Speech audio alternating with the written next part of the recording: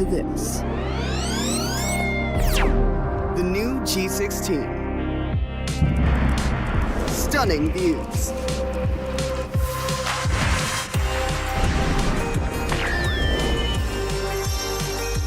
Advanced gaming performance. Top the leaderboard. Stay effortlessly cool.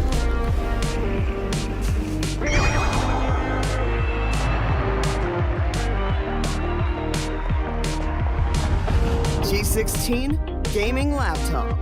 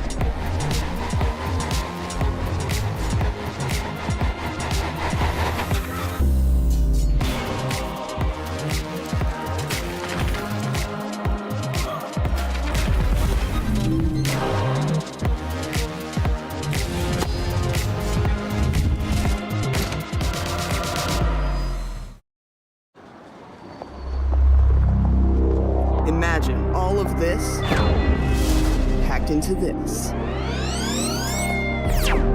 The new G16. Stunning views.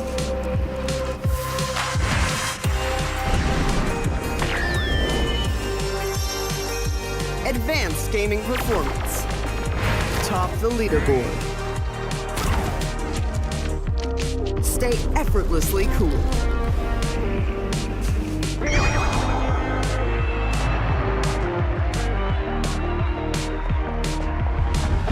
G16 gaming laptop.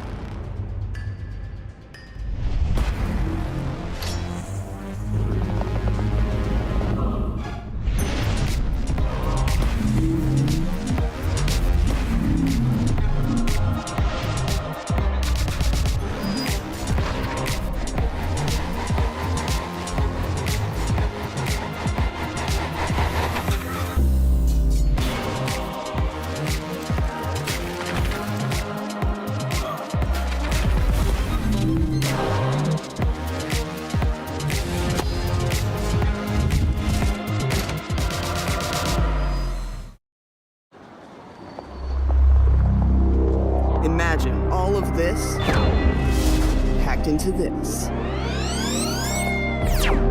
The new G16. Stunning views.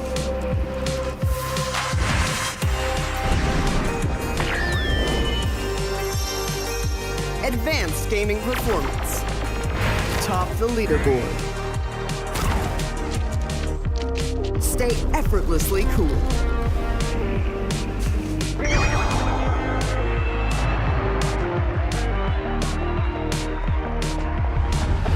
G16 gaming laptop.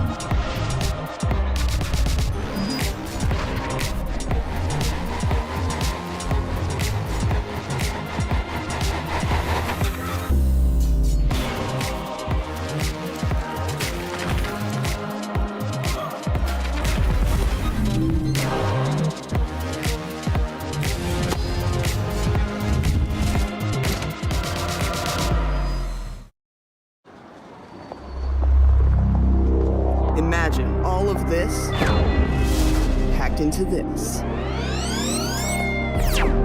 The new G16. Stunning views.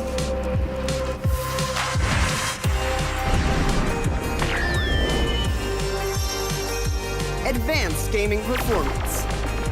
Top the leaderboard.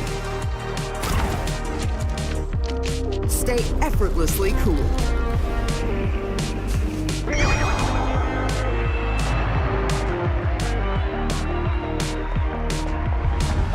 G16 gaming laptop.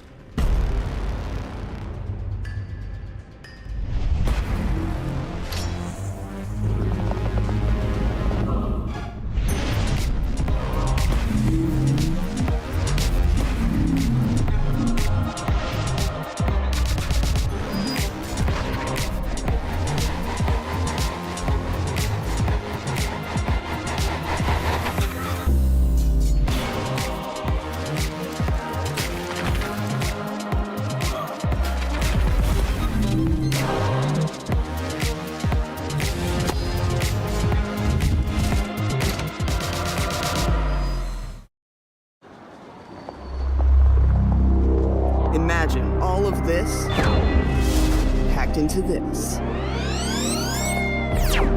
The new G16. Stunning views.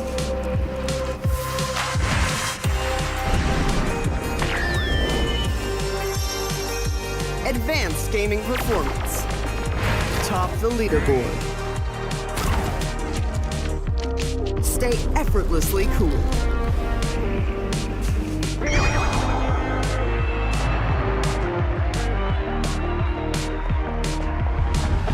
G16 gaming laptop.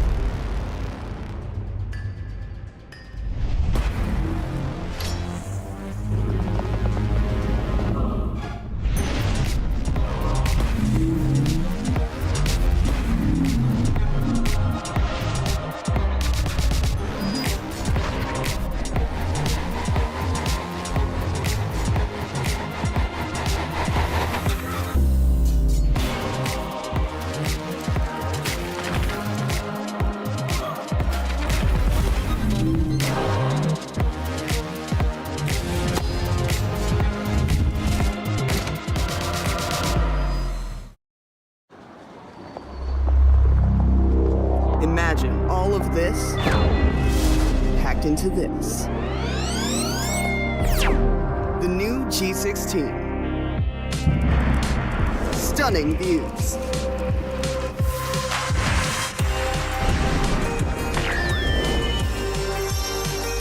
Advanced gaming performance. Top the leaderboard. Stay effortlessly cool.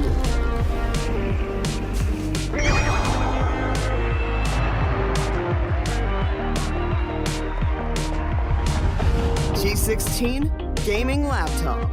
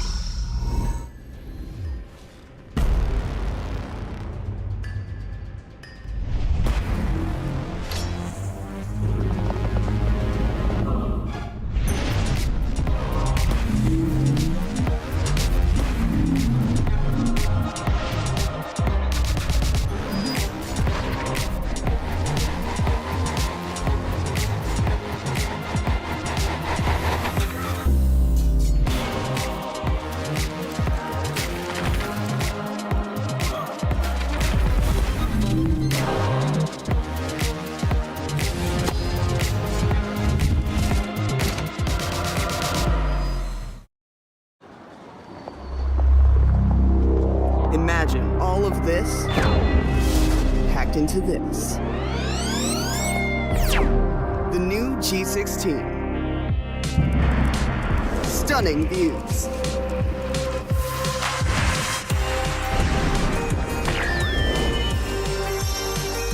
Advanced gaming performance. Top the leaderboard. Stay effortlessly cool.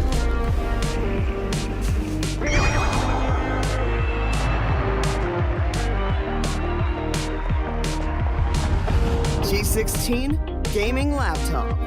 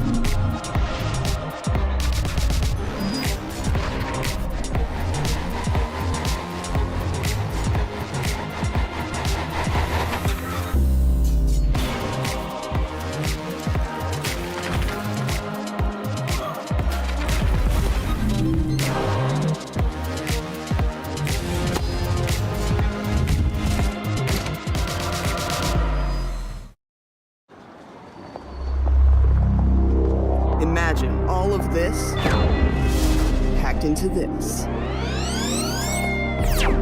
The new G16. Stunning views.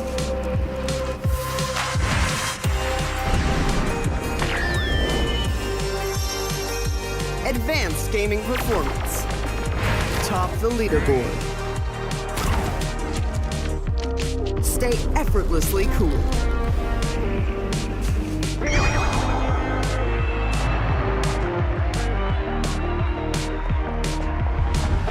G16 gaming laptop.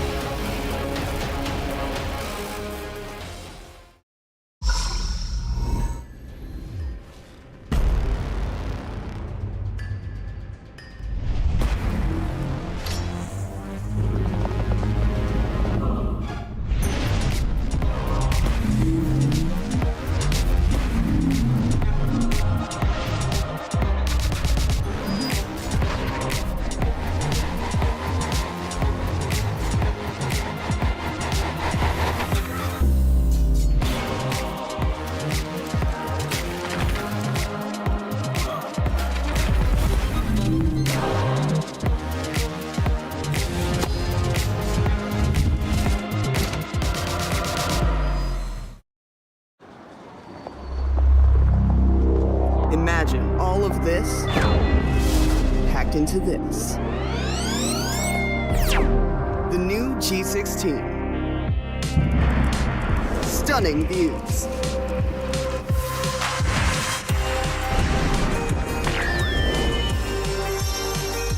Advanced gaming performance.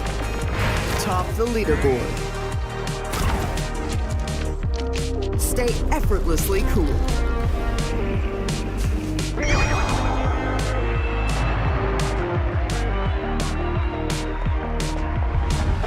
G16 gaming laptop.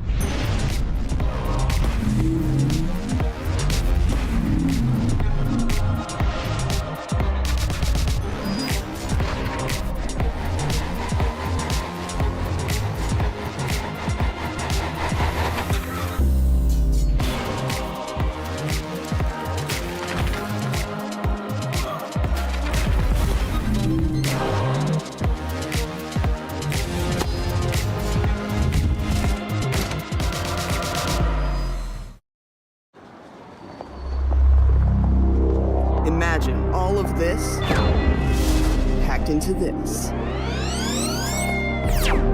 The new G16. Stunning views.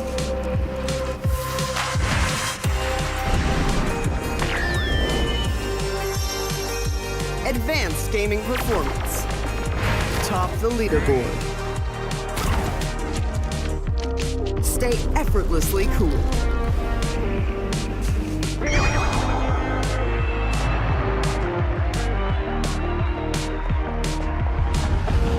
G16 gaming laptop.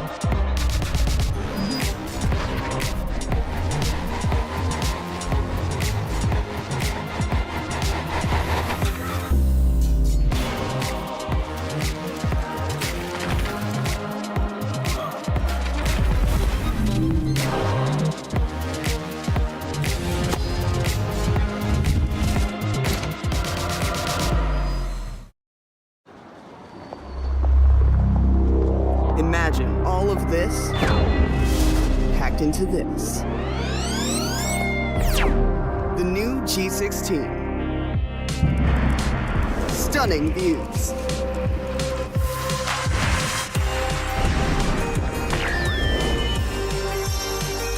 Advanced gaming performance. Top the leaderboard. Stay effortlessly cool.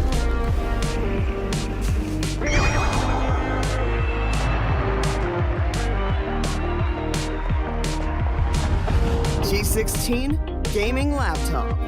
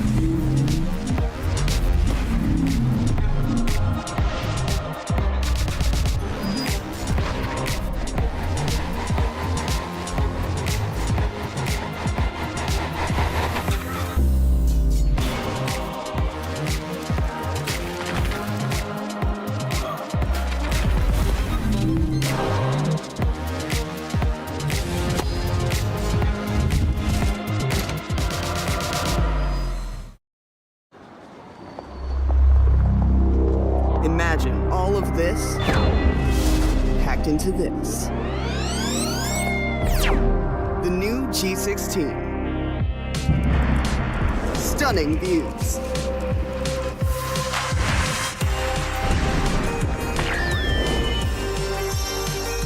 Advanced gaming performance. Top the leaderboard. Stay effortlessly cool.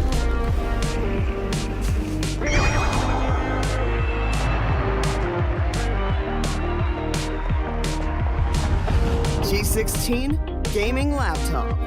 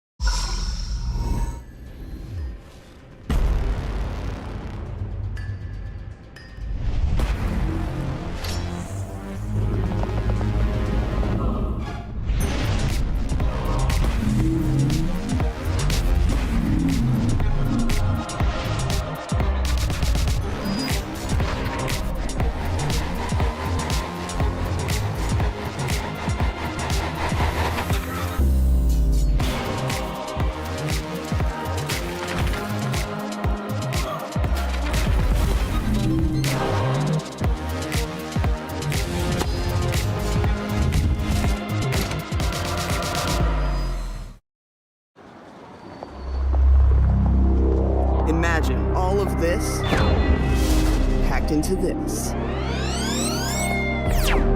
The new G16. Stunning views.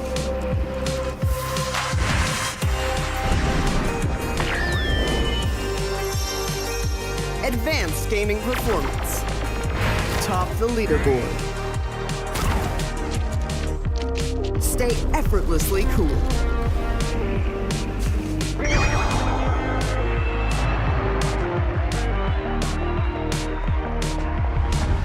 G16 gaming laptop.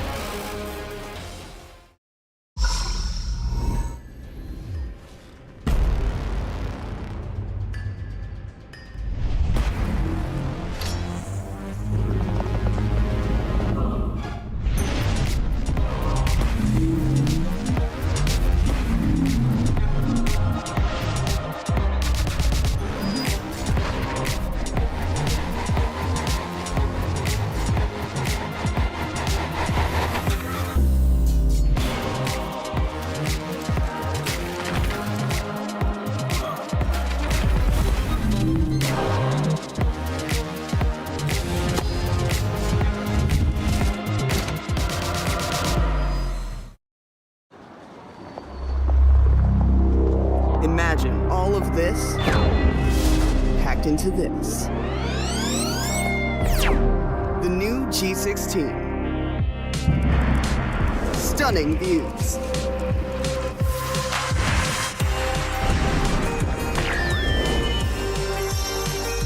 Advanced gaming performance. Top the leaderboard. Stay effortlessly cool.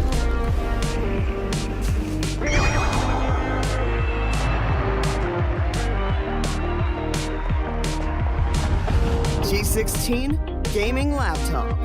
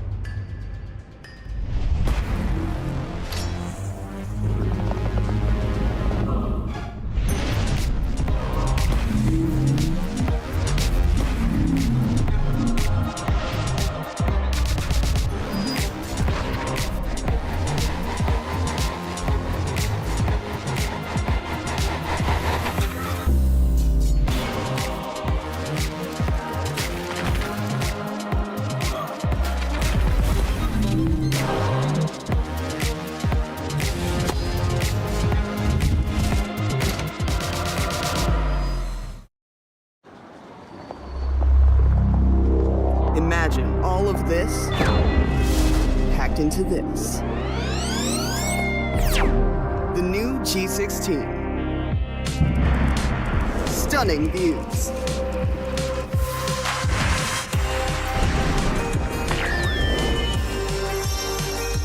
Advanced gaming performance. Top the leaderboard. Stay effortlessly cool.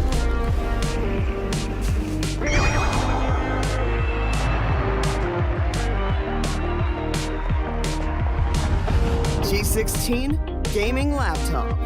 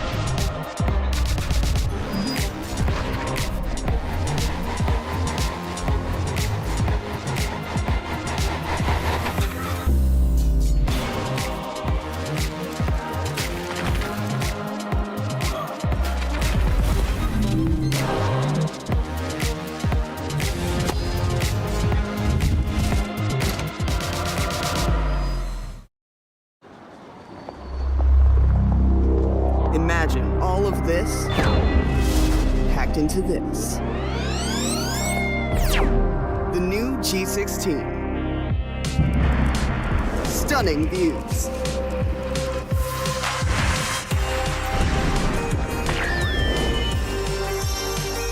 Advanced gaming performance.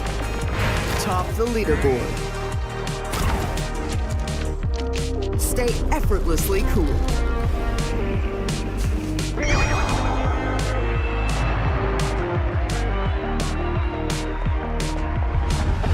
G16 gaming laptop.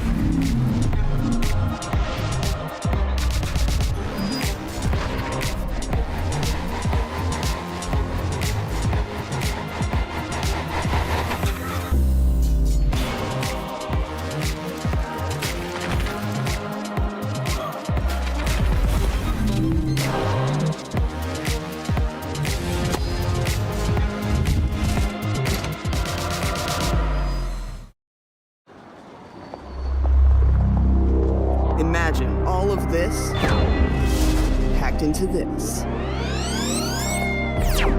The new G16. Stunning views.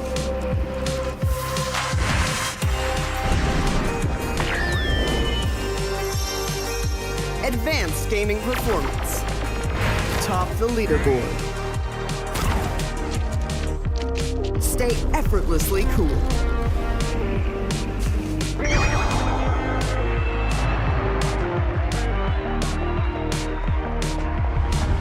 G16 gaming laptop.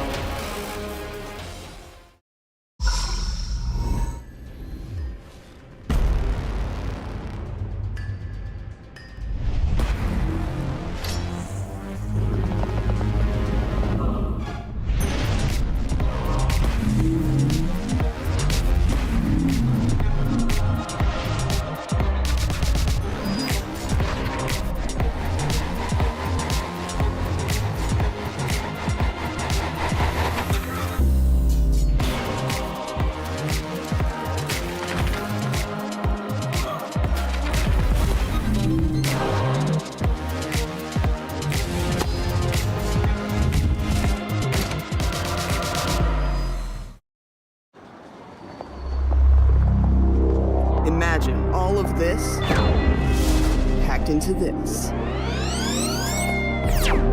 The new G16. Stunning views.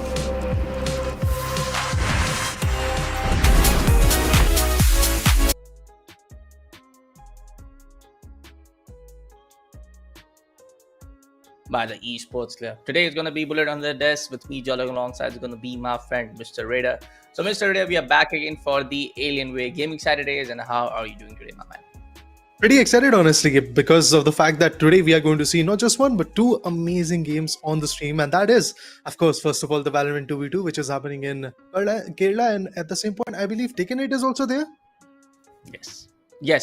For our first game, as usual, we have the Valorant 2v2 team deathmatch format getting played, and of course, for the second half, we have one of the most amazing fighting game when it comes down to the entire fighting game community. That is going to be the game named as, of course, Tekken 8. But for now, folks, let's take a look at the entire prize pool for our today's Alienware Gaming Saturday event.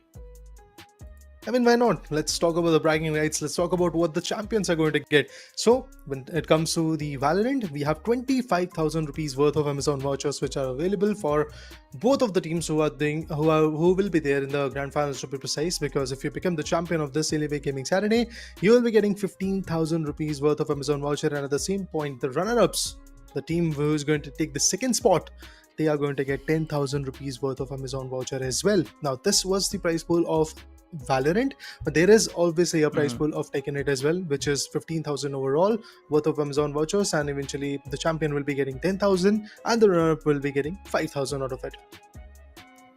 Yes, and of course, when it comes down to the Valorant 2v2 action, we have seen the evolution when it comes down to the overall gameplay from these individuals, and probably this is the third time that we are going to be hosting Alienware Gaming Saturday in Kerala. But for now, folks, let's take a look at the entire team schedule coming in for today's event. It's going to be the first team named as first match between the side of Kills and Zentrix, second match between the side of Anson facing up Pori, Team Mango, and going against Team TS Rules in the third matchup today, and Takida facing up team named as Oxy. So we have a lot of these again creative titles when it comes down to the team names. But this is not all about it, folks. We have also have the Tekken 8 action, which is going to be played in a 1v1 format as the game is set in that format on the other half today. So again, when it comes down to Valorant, the TDM matchup is going to be followed by a grand finale, which is all of the matches is going to be getting played in the single elimination bracket format. So there are going to be no second chances coming out for these players. Of course, last Saturday we have all of the matches playing in the best of 3 format. So something was very different last Saturday, but for this particular Saturday, we are back to the basics coming in for the side of Alienware Gaming Saturday.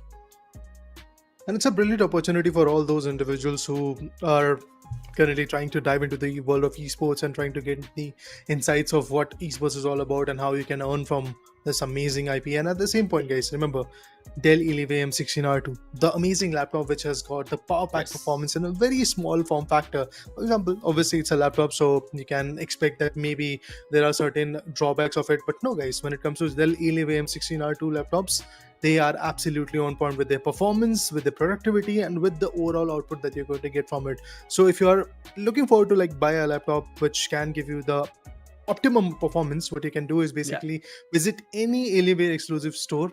Alienware experts will be there. Just tell them about your budget and tell them about your specifications and your requirements, and you will be blessed with these amazing laptops. Yeah, when it comes to Dell Alienware M16 series has been a phenomenal lineup of laptop coming in from the side of Alienware, where you get amazing performance. Of course, the R1 was one of the best, but of course the R2 was also one of the best and redefined and revamped version of coming in from the latest lineup of Dell Alienware M16. But again, the same point that I have been keep hitting in all of the Alienware Gaming Saturdays, when it comes down to Dell Alienware M16, you get desktop grade level of performance combined with CPU and GPU. It's not about the usual laptops where you get the mobile performance coming up from these GPU and CPU. So if you are there for the multitasking, if you are there for the rendering of videos and amazing 3D artists, this is one of the laptops that you need to get in. But for now, folks, our first matchup of the day is about to go live. We'll be jumping straight into the first matchup for the day. Of course, we have been talking about a lot of these agent changes when it comes down to the previous Alienware Gaming Saturdays.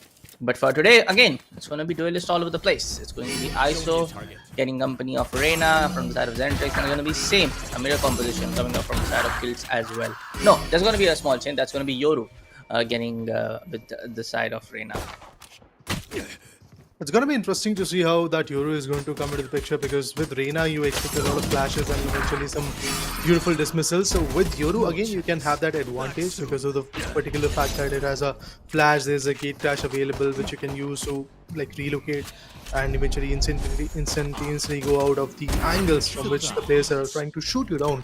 But now when it comes to this particular matchup, I can clearly see that the first stage, the pistol round to be specific of this particular Valorant 2v2 matchup, looks really good from both the sides and it's pretty much well contested. But we all know that the fact of the matter is, as we dive deep into the competition, as we go down to the final stage, that's exactly where the real difference starts to like come into the picture, and eventually there are some comebacks that we usually get to see. Because remember guys, players do not often practice with a lot of pistol rounds and all, but they tend to practice a lot with Vandals, Phantoms, Operators, Odins and weapons like that, which usually comes in the final stage. So I'm looking forward to it. Stage 2 is here. With that, Stingers, Spectres, Judge, Buckies are available. So I'm looking forward to it, how these amazing weapons are going to get utilized. And let's see. For now, in the first stage, we do see a couple of more kills coming up from the side of Kills. Flashes are being on point. We do see the Leo coming into the play. ISO with the Sheriff in his hand is going to get down one kill and takes on the side of Yoru. But on the other hand, it's going to be a little bit of struggle coming in from the side of Zentrix to confirm up those kills in the center of the map. Absolutely amazing play. Raja. Reina has to go back to get the heal orb. Gets it. There's the comeback that we were expecting from the sides of Kills. But the way Kills are just pushing their opponents back to their spawn is absolutely amazing. Look at the way they are playing right now. Brilliant. A Stinger will not work that efficiently up against a guy who knows how to utilize a ghost.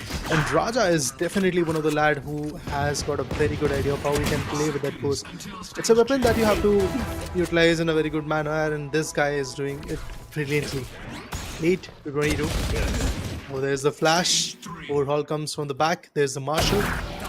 Beautiful connections. Yup, you're going to see that. There's the Guardian as we dive deep into the stage 3. Beautiful connections being made so far from both the sides. It's definitely looking way too on par. It's going to be a little bit of fighting between these both teams, but in terms of winning those gunfights, it's going to be the side of Kills be a few more steps ahead of the entire team of Zentrix. But for now, Vandal is going to come into the play, and even though having the Vandal in his hand, Raja Manikam is able to just defeat all of the players just with those Guardian one-taps. It tells a lot about the overall chemistry and overall skill of this particular team. So it's going to be a little bit of that hardship coming off from the side of Zentrix. They are not able to anticipate all of the shots, all of the positioning coming out from their opponent. So they are getting punished, and they are getting punished badly from their opponent. The exact statement that I said like moments ago, that basically Kills is just making sure that Zentrix do not come out of their spawn. That's pretty much accurate at this point. You can clearly see that multiple frags are coming through. The killing spree, it's just non-stopping anytime soon. Raja on the ultimate really got a good amount of value, but again, the ultimatum was that Yoru was able to shut him down. There's the shield. It will be beneficial. Let's see if some more beautiful connections are going to be made. Now, Overhaul is going to retaliate, and I believe Overhaul is the individual who is fighting from the sides of Zentrix and getting a lot of value. But if we talk about Paradigm Shift, he's the one who is clearly struggling, and that's why I was pretty much surprised and had my speculations regarding a pick of a Yoru in this whole situation, because Yoru is not that agent which you can rely a lot. Basically, when it comes to a Yoru, you can use him in terms of entering a particular site or taking a 1v1 duel, but you talk about trade fires, you talk about changing angles, I think Reina is still the best agent that you can have in that terms. Okay, for now I would say it's the side of Kills who are just able to outplay and outshine the opponent by any means necessary. Of course, we do see a couple of kills coming up from the side of Zentrix as well, but you look at the positioning, you just look at the sheer, I'll not say the aggression, I'll say the on-point gameplay coming up from the side of kills. They know for a fact that, yep, we are the better ones. They know for a fact that, yep, we're going to defeat them. They know for a fact that we are absolutely winning this, and they are playing like absolute champion and winners of this game already. But again, hey, this is the first stage matchup. There's an open mixed bracket matchup. Of course, you can expect some of these action coming like this, but hoping that Zentrix are able to perform, maybe just get some more kills, coming off from their side. 90-16-1, not looking really great for their side. Yeah, pretty much. I mean, this is definitely one of the best matchups that we have seen in regards with the trade fires that are being taken from the sides of kills. Coordination that both the lads from kills have got is pretty amazing. But when it comes to a competition standpoint, I believe in that terms Zentrix definitely is on the back foot, and that's exactly where Zentrix need to work. But then again, guys, as Bullet said, that this is basically a competition where you are learning a lot regarding yourself, regarding your coordination with the teammate. Again, things are going to be challenging, and it's the first stage that we are talking about, so obviously there are going to be some ups and downs with regards to the competition as well. One team is going to be so overpowering that the other one is clearly struggling to come out of the spawn. That's exactly what the case is. 50 points, 49 points of a difference is there between kills and Team Zentrix. So that's a huge difference. By all means, we can clearly say that it's definitely a win for Team Kills. I doubt that in these 2 minutes and 50 seconds there's a comeback which is due.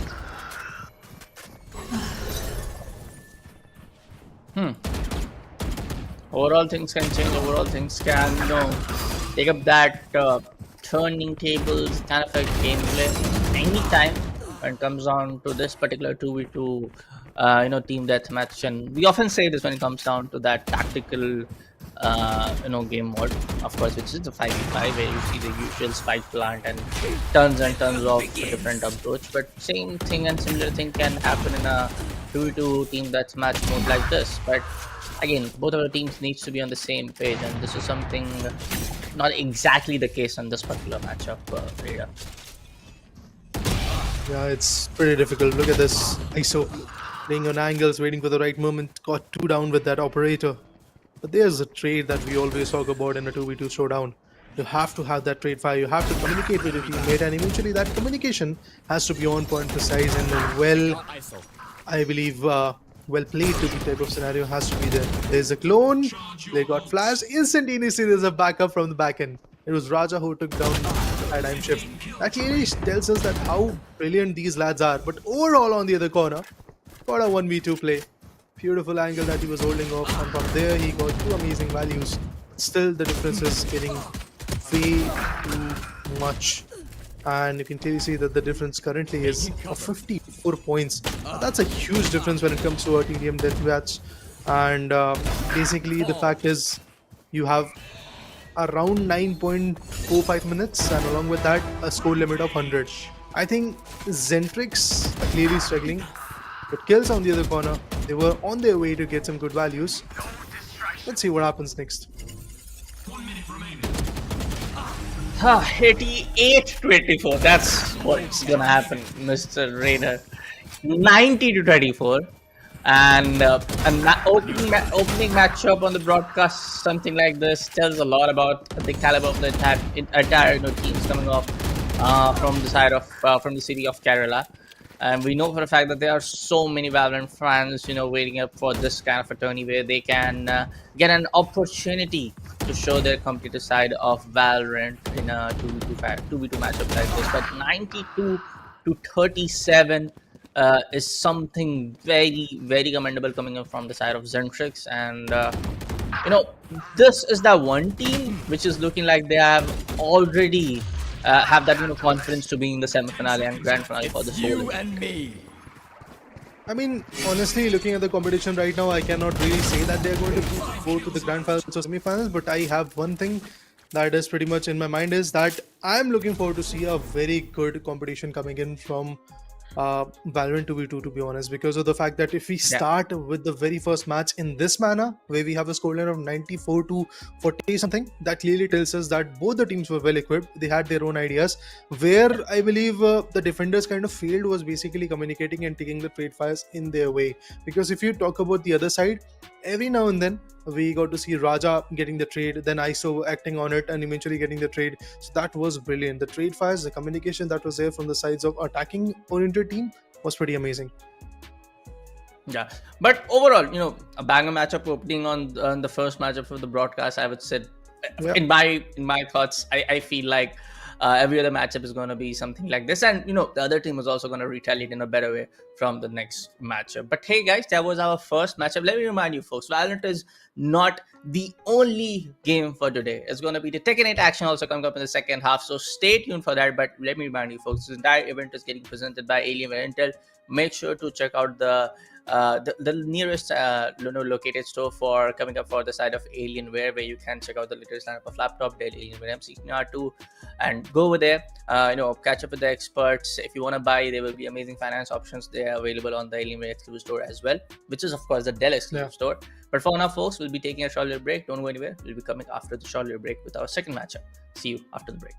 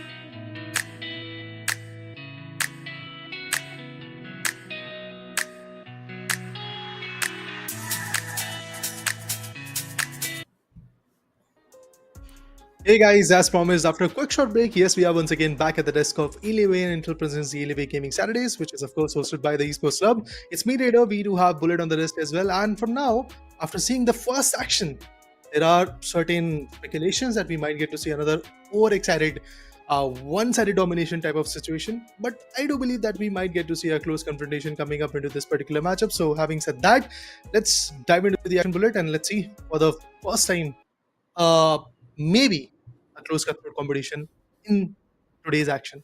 Maybe. Yeah, I mean, looking at the first matchup, which went up to 95 kills by the winning team, just 5 kills away before the mercy rule applies when it comes down to the team deathmatch mode. So I feel like, one side domination, because we have been here for the past, 2 years, right? I know for a fact that, 80% of the matches are, played on a one-sided affair, because one of these teams are kind of like very familiar, very good in their entire mechanical skills, very good in initiating, winning, and taking those gunfights. You know what I mean? But overall, we just cannot, kind of like overshadow the fact that there will be the other teams as well who try to play on the same level. But for now, as the first stage has been already started, we do see a couple of kills coming in from the side of Anston. For the side of Pazampori, we only see just one kill getting successful from their score on their scoreboard. I think having a neon is a good thing, but at the same point, getting stunned by your own neon is not something which is viable at this point, and that's exactly what Taylor is doing at this point. But I'm looking forward to it if Taylor is going to fight back and get some good value for the team. Ismail on the other corner, definitely looking on point with his aim, has got a sheriff to work with. Aaron BT on the other corner finds one. There you go. Gets a 2K. Okay, finally, stage 2 is here. Scoreline for the stage 1 was 5-10. And it seems like that Ensign is still here to increase that scoreline and get the better out of this particular stage, which is stage 2 as well. So that's good. Sheriffs. There you go. Stingers also coming into the action. Finding a lot of value. 7-11. I do believe still this is a very close cutthroat type of scenario. Until unless we get to see some Vandal, Guardian and Phantom type of action, I cannot really say that how or which particular team is on the lead at this point. So yeah, for now what we can do is just basically wait. But yeah, 7-14, not a bad scoreline for the side of Hansen.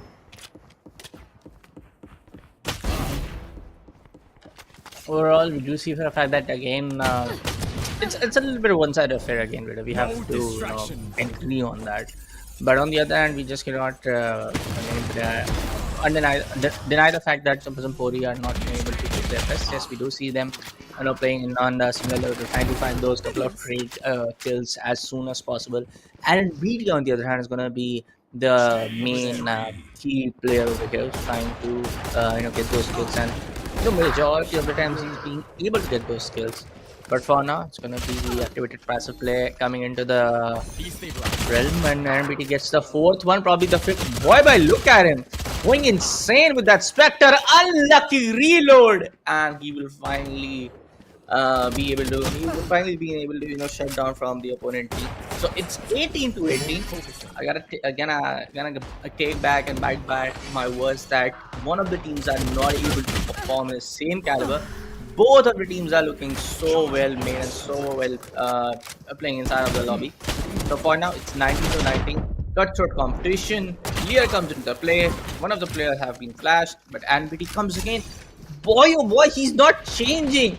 With the same Spectre, he's just going insane. 4 kills coming back to back for this lad. One more time. Oh boy.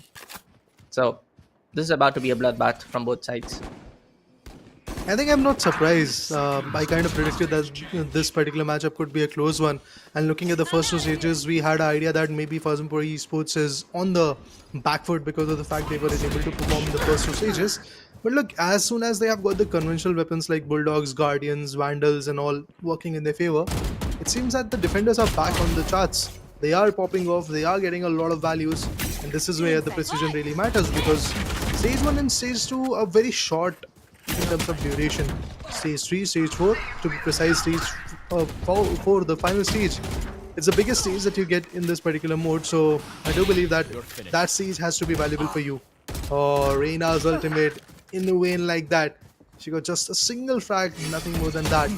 Should have not been the case, but there you go. The way these players are fighting back is pretty amazing. 30-27. Now Pazampori Esports has got that lead in their favor, and they would like to maintain that lead in their favor. That's exactly why they're working on angles, but right now Isa is a little bit secluded, and that's exactly where he had to pay the price. And Ismail on the other corner shuts down Aaron BT, closing off the gap of 3 points to now just a single point.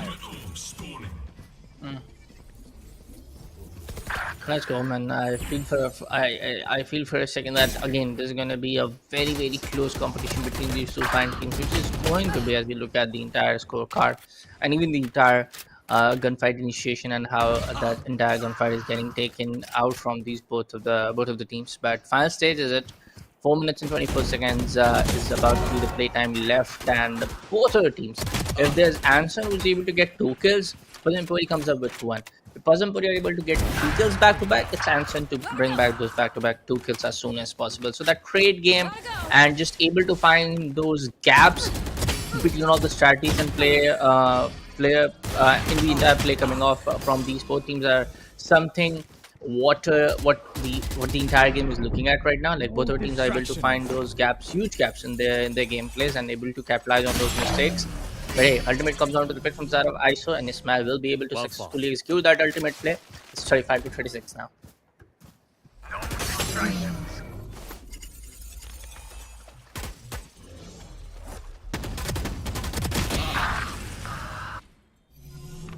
Or now is going to be a little bit of that again, that close to close gameplay. 39-36. Neon comes up from the left, takes down the side of Drake. Ismail now on the other hand, back to back, getting 4 kills. Aaron beat Drake, then comes up from respawn and punishes the side of Anson to be just being a little too over aggressive and standing right at this point of their opponent. But again, 3 minutes left on the clock. We are still not able to find that one team is going to be on the leading strategy of 4 or 5 kills. It's still that 1 kills comes up from the other one, 2 kills comes up in the comeback story. In turn, there are good trade fires coming through, and that's exactly where these guys are excelling. There comes your drive. Ooh, once again, shutting down Neon's ultimate in that manner. Not a very good side for Anson, but yeah, they were on the lead for a brief moment. Once again, they are getting equalized. Oh, there's the lead being taken down by the defenders. Hackers are now struggling. Beautiful play coming in. Oh my god, that's lovely. Drakoth, he's just making sure that he does not slip any opportunity. Beautiful precision. Absolutely on point. Getting back-to-back 7 frags. Aiming for the heads, getting a lot of value, but this time there were 2 players aiming on him and he failed to get even a single one. 48 to 45. As we thought that the gap is getting enlarged. There's Anson trying to fight back, trying to bring themselves back into the picture, but wrong time to utilize your ultimates, your abilities like that. Should have had a weapon in her hand. Then only that Neon can be valuable. The operator shot being missed. Ismail on the other corner connected. Once again a miss. That's some huge risk that you are taking. And BT steps back, goes down the stair. Once again misses the shot. Now Neon and ISO, both of them are in tandem. There's a difference of 2 points. That's all. Next.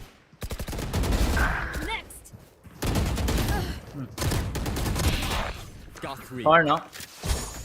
As we take a look on who's gonna win this and who's gonna be the team to say goodbye from this particular competition, which is of course the Alienware Gaming Saturday presented by Alienware Intel. As you all know, folks, this is not a tournament where you get second chances. This is all in for the win. You have to win every single matchup before you step into the grand finale. So, 1 minute down, it's 52 to 53 now. Taylor is gonna shut down the side of bracket. It's just that one minute mistake which can happen from anyone. So both of the players needs to play on their toes and be a little bit more attentive, be a little bit more calculative on all of the decisions that they're gonna take.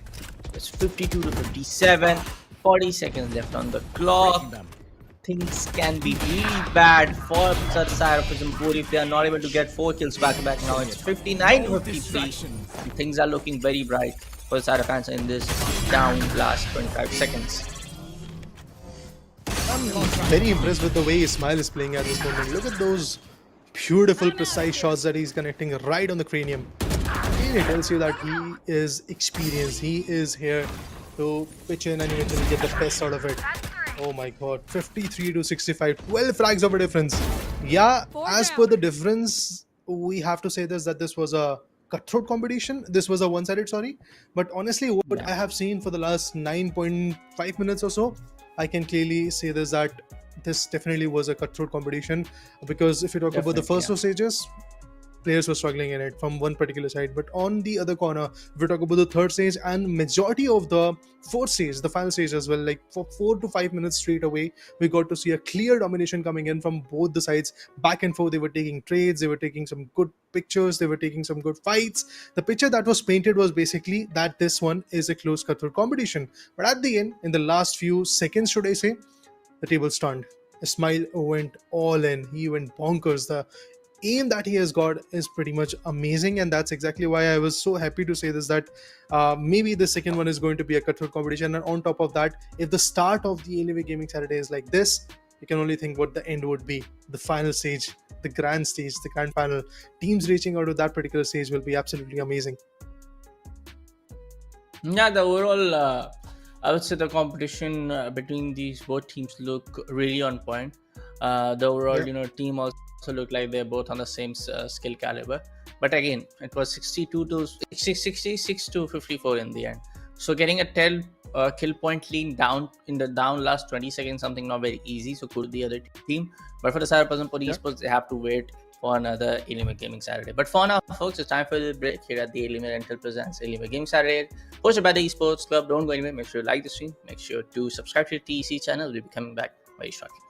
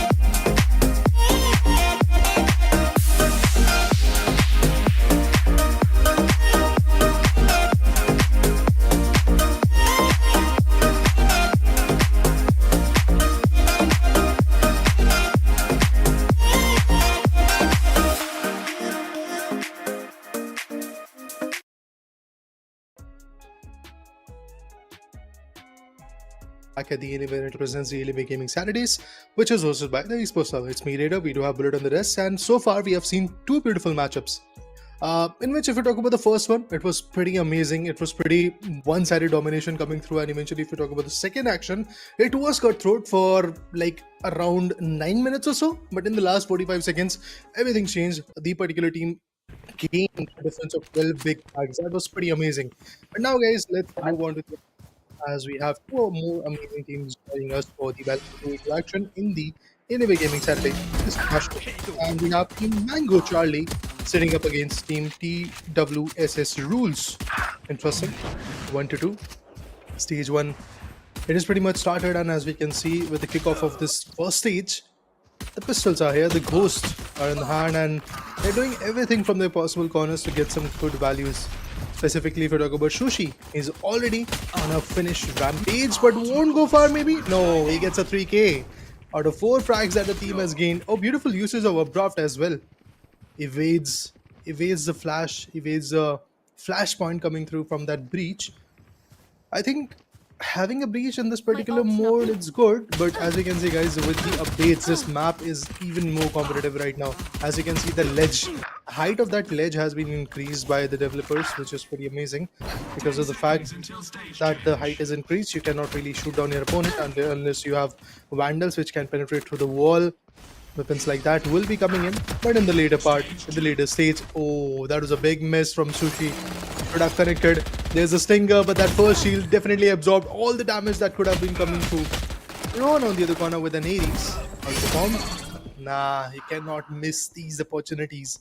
Team Mango Charlie slowly getting on the back feet at this point as TWSS Rules are closely inching towards the lead, towards the difference that was there. But 9-8, and we are in the stage 2. We already have Bulldogs and Ares coming to the picture. I think in this third matchup, we are going to see every type of weapon coming through, be it the spam weapons, the one-tap weapons, the ARs, the SMGs and all. Definitely we are going to see everything. Yeah, definitely we are going to see everything, but we have seen the first matchup for the entire broadcast being very, very one-sided when it comes down to the overall play. And the second matchup was something like, hey, we're gonna keep getting those trade games, but in the end we will not able to match that same caliber that we're able to do in the entirety of that team deathmatch. But for our third matchup, I'm kind of hoping for a mixture of both. Where we see in the first two halves is going to be that trade games very on point. One of the teams start to dominate the other one, and the other one also backfires at the same time. But at the later stages, when the stage 3 gets on and the fan stage gets triggered on, we might see one particular team kind of overshadowing the other one. Team Mango Charlie for now are able to succeed in getting those 18 kills. Twist Rules now getting back to 12, but through the flash, Batman anticipates that one and takes down the side of Rohan. And boy, that was not a very lucky one, but indeed sounded like a lucky one. It was pretty fun to watch. I think Breach is a phenomenal agent, as I said earlier as well, but with the flashpoint, with the fault line and all, you have to time your abilities quite a bit, and you have to time your utils in a perfect way so that you can pair up with those utils a good amount of frags as well. TWSS Rohan, straight out of the gate, he is popping off, but on the other corner, the other guy, the ISO, he is the one who's struggling. So I'm looking forward to see if he's going to adapt on the way. Rules finds a beautiful one with that outlaw, but he has no idea that the Batman is here to avenge his Robin, and he is probably going to get it done. But Rohan on the other corner gets a 3k of his own with a Phantom in his hand. Final stages here. The most exciting, the most exhilarating stage of a Valorant 2v2 matchup is here, and we can clearly see once again Team Mango Charlie taking the charge of it. Yeah. Or no, things can be uncertain. Things can be a little bit kind of like in that very unpredictable kind of state. But as soon as I see Team Mango Charlie getting those 29 kills and Team Twist was not able to get close, being on 27 and 28, things can be kind of like the certainty period that Mango Charlie are the ones who are able to outperform the other one. But hey, still 5 minutes are left on the clock. Things can be changed anytime. Tables can turn anytime. But for another first shot gets missed, Batman knows for the fact that that's going to be his teammate only. But both of the teams are trying to find the other one, and both of them have exchanged their respawn bases, kind of seems like. But Batman switch ops to Vandal, gets flash. She gets one, Rohan goes down, Cena comes out of chat. A 1v1 coming off, was trying to get that ability broken, got that ability triggered, but Batman will be the guy to take down the side of ISO. Come on, let's go. I think it's a tough competition so far.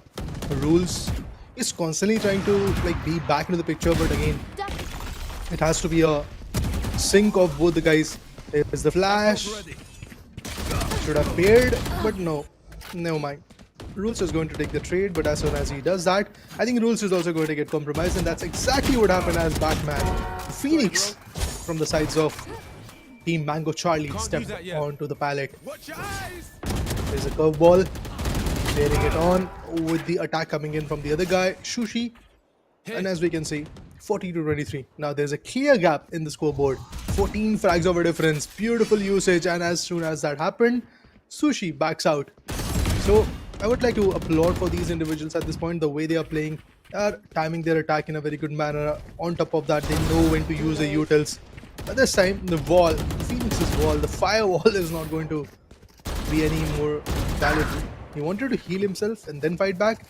Didn't really make the cut, but Batman, as soon as he's back in the picture, he gets a 2k of his own. That's what a skilled player does. Even if he goes down, he knows how to be back to the picture and how he can get those values. Things are looking very uncertain now for the side of Peaceful's. In the final stage, just being on 25, I don't think so that is gonna help. Honestly speaking, it's not gonna help you. Next.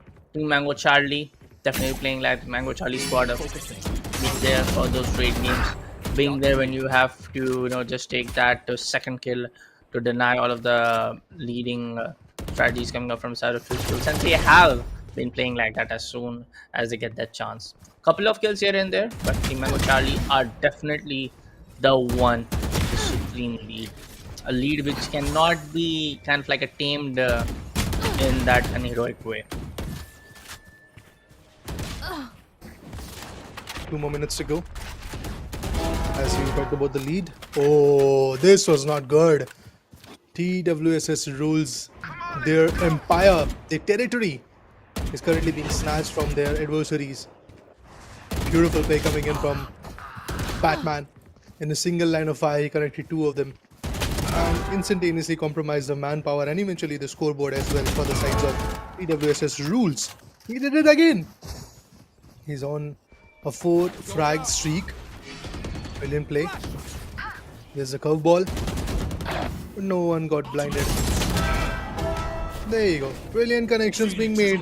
There's the operator in the hand, but he has no idea of where the player is. Finally gets an idea and connects. Rohan steps it up a notch. But we all know that right now with ISO's DK ability, the suppress ability, the utils from your corner are also going to be suppressed, and that's exactly why Jet was unable to dash away or maybe updraft from that attack. Sushi still connects some good shots. Mango Charlie definitely are looking forward to win this one and go back to drawing board to figure out what they have to do in the next stage, because there is no more time to bring a comeback at this moment. I would like to say this, that it's just 1 more minute left, and in a single minute you cannot build up a difference of 30 points, 31 points. It's just not practical.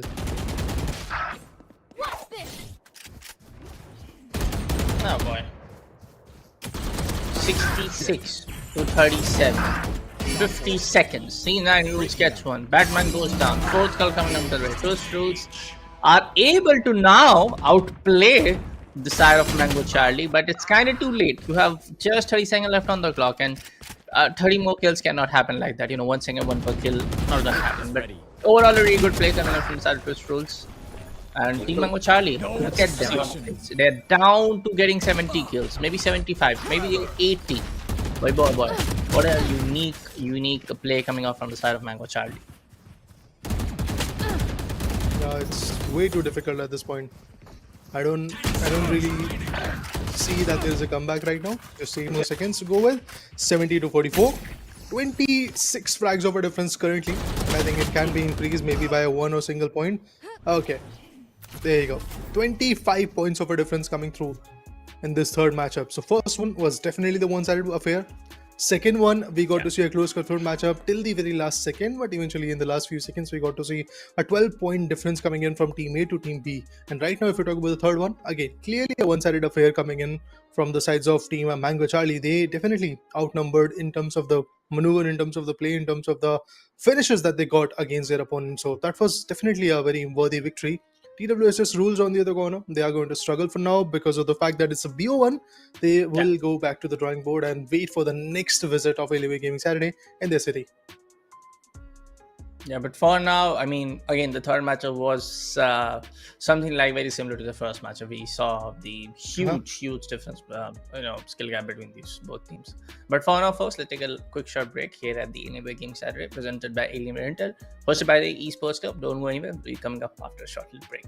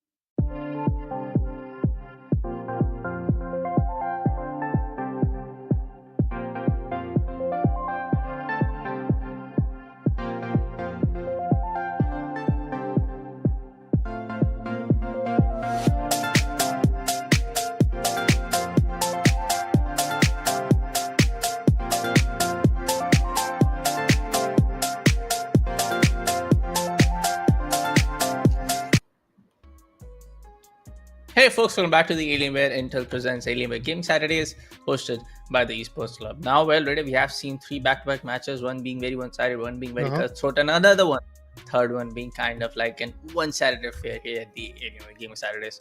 What are your expectations coming up for the first matchup?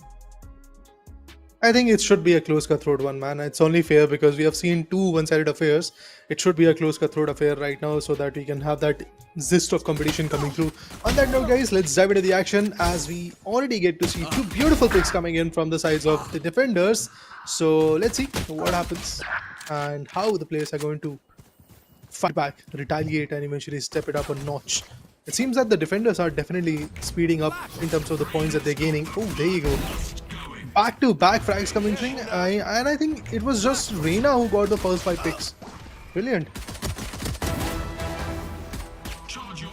Yep, first 5 picks coming up, but Triple T is going to be on the hand to be on the leading team to just try their level best and get those kills as soon as possible. But on the other hand, Team Oxy trying to cut off the Team Oxy, I would say, trying to cut off the O2 supply and try to just strangle up the entire opposition. But for now, it's not going to really happen. But still, they're able to hold down their breath and get those kills as soon as possible. But those trade games aren't happening really. We only see these 1v5, 1v1 gunfights where either one of those individuals takes down both of them on their position, or it's going to be just a 1v1 shutting down on the same point. And for that first instance and the first hit, it's going to be Moto coming up from the Triple T to show a really good gameplay coming off with that Sheriff. Oh, lovely. What a play coming in from the sides of Vortex. It's not stopping anytime soon, and no, not even the other guy, YTG Moto. Already on point, already precise. I wanted to see a close cutthroat matchup. Maybe that hope is still there because of the fact that in the stage 3 and stage 4 you'll get to see some conventional weapons coming through, like we'll get to see some Vandal action. Oh my god, Vortex playing on pure angles, building on the utils, and just making sure that he rip apart the hopes of his opponent. And the other guy followed up. YTG Moto, he is also not compromising in terms of the value that they can gain. Beautiful. Can he connect once again? No, goes in for the dismissal. Pretty precise usage of utils coming through. The Empress is still activated, and looks like the Empress is just going to take the crown back home. As we dive into stage 3, there's the Guardian. Single tap shots, 2 different targets, so the Reina fails. Oh boy. Now again, I would say this is another one-sided affair, right? You just cannot deny it. It's 30-11. Yes, things can be changed. Tables can change when it comes down to the final stage. And here, even if we're at this point of time at stage 3, but looking at how Triple T are able to just outperform the opponent team, it's way too good. You just cannot deny that. It's happening. It's happening like that. Team Oxy aren't able to figure out how they can counter an opponent like this. So I don't want to sound harsh, but things are not going good for the side of Team Oxy. Yeah, it's pretty clear at this point that Team Oxy is clearly struggling. But on the other corner, the defenders, they're having fun. Beautiful shots. Look at those script shots going in. It's like no opportunity, no angles that he can perform with. Oxy Dox steps up a notch, gets a value, instantaneously gets traded off. There's a curveball, player being flashed, but the ISO comes here for the trade. Leah comes into the picture. Good usage of util, but Oxy was persistent with that angle. Oh no. Moto. Precise play coming in from his corner. 4-second operator in the hand, connecting every single shot. This could have been another beautiful connection, but there was a shield available. Vortex takes the trade, and that's what makes it a brilliant team. If you have trades, if you have callouts, if you have coordination coming through in terms of your play, you are definitely going to be absolutely on par. And that's exactly where I do believe Team Oxy is failing and the defenders are prevailing. It's the trade fires, it's the callouts, it's the angles that they're playing on. It's really working for them. Working out pretty well for the side of Triple T, and it's Tagadida Tha.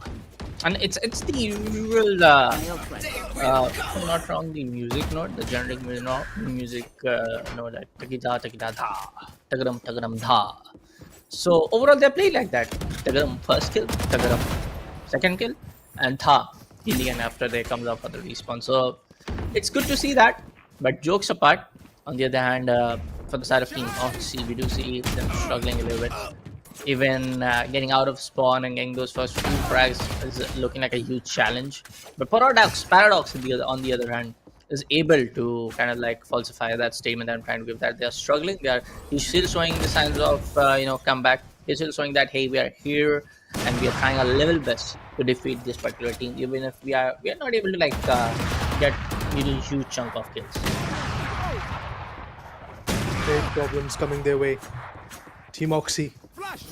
It feels like that they are trying to be back into the picture, but again, the weapons that they have got, players that they have got, to be honest, they are on back foot. There you go. Some miss, then finally some hits. Oxy Dogs connects with 2. But look at the difference. It's of 33 points. And that's massive. There goes the kill contract. Player's position is pretty much being made aware of. Whoa, look at what Motomoto is doing. He was having fun with his opponent. But until he could have found a value, he had to pay the price. He got taken down. I really thought that Motomoto is going to do something amazing at that point, but never mind. It happens with the best of us. And that happened to Motomoto as well. 61 to 30, 31 frag over difference. It's huge, honestly. Vortex comes up with a backstab. There's no idea to the arena. Oxydox connects and instantaneously gets traded off as well. I do believe that I can say at this point that most probably 90% of the chances that it's Team Triple T who is going to move forward to the next table. Team Oxy will be right here on the back foot, trying to learn from the mistakes that they made while playing this particular Alienware Gaming Saturdays, because of the fact that Vortex is connecting some good shots. Look at that. Huge upliftment with the play that he is making. Yeah. 70 to 32. And look at the operative frags, man. Boy, oh boy. Those shots are just getting better and better. And look at the utility play. We haven't seen so much of these Phoenix play coming off from coming in the AWS is one of the least big duelists, I would say. For the Alienware Gaming Saturdays season 3 now, because we are in 2025. But 75 to 33. Vortex going in back and back to 10 kills. Maybe 11th is coming right after it, and there you go. That's the 11th one. You usually don't see that X1 11 markup in the game. It's the 11th or 12th kill right now for the side of Vortex back to back. Amazing play. No doubt in my mind that this team is looking phenomenal at this moment. 77 to 36. They are just leading the charts with good difference. Motomoto connects some brilliant headshots, but you never run without a weapon in your hand in a match like this, because if you do, you are going to pay the price. 82 to 38. This one looks like a matchup that we have seen today. The first one, to be precise, I would like to call it out, because in that particular matchup, similar thing happened. There was a difference of like 94 to 41 or 42 frags. It could happen again. I do believe that, because 50 seconds are left. Maybe we are going to even touch the marker of 100. I love how you get really optimistic about the future. I love how you really keep your hopes high, man. And this is something I want to learn from you, but at this point of time, it's 89-40. 10 more kills. The mercy rule gets in play. This is probably the... No, it's the second matchup for the today's broadcast and the today's broadcast. That one particular matchup has been, in that case where we have seen one of the winning teams being on the 90 plus frag points on the scorecard. Well, Vortex is going all in. It's not 100 maybe. It could be 98, 99. Maybe that's the case. Oh, it's actually 97, guys. 97 to 43. that in turns brings a Huge. huge difference coming through. It's a huge difference of 54 Huge. points, I believe, somewhere around that. 54 Yeah. points of a difference. That clearly tells us how brilliant a particular team was and how much of an experience the other team has to gain in order to compete up against each other. But honestly, I would like to say the city that we have visited today with respect to the Valorant 2v2, they're doing great. Kerala, they have some amazing Absolutely. players, I guess. Absolutely, man. And I'll be looking forward to see these individuals coming up for the second time when we visit in this particular season for the Alienware Gaming Saturday. To see maybe not the same team names, but definitely the same individuals to be on the greater side. But we have another good news, folks. This was the last match for our Valorant segment on the broadcast. For all the latest scorecard updates and who's going to win and who's going to not, make sure that you follow up the Esports Club on Instagram to get all of the latest updates regarding this particular Valorant segment. But for now, it's time for Tekken 8 action. So let's take a short break, and after that, we'll be back with the Tekken 8 with some beautiful knockouts, with some amazing chaotic plays. So stay tuned, guys.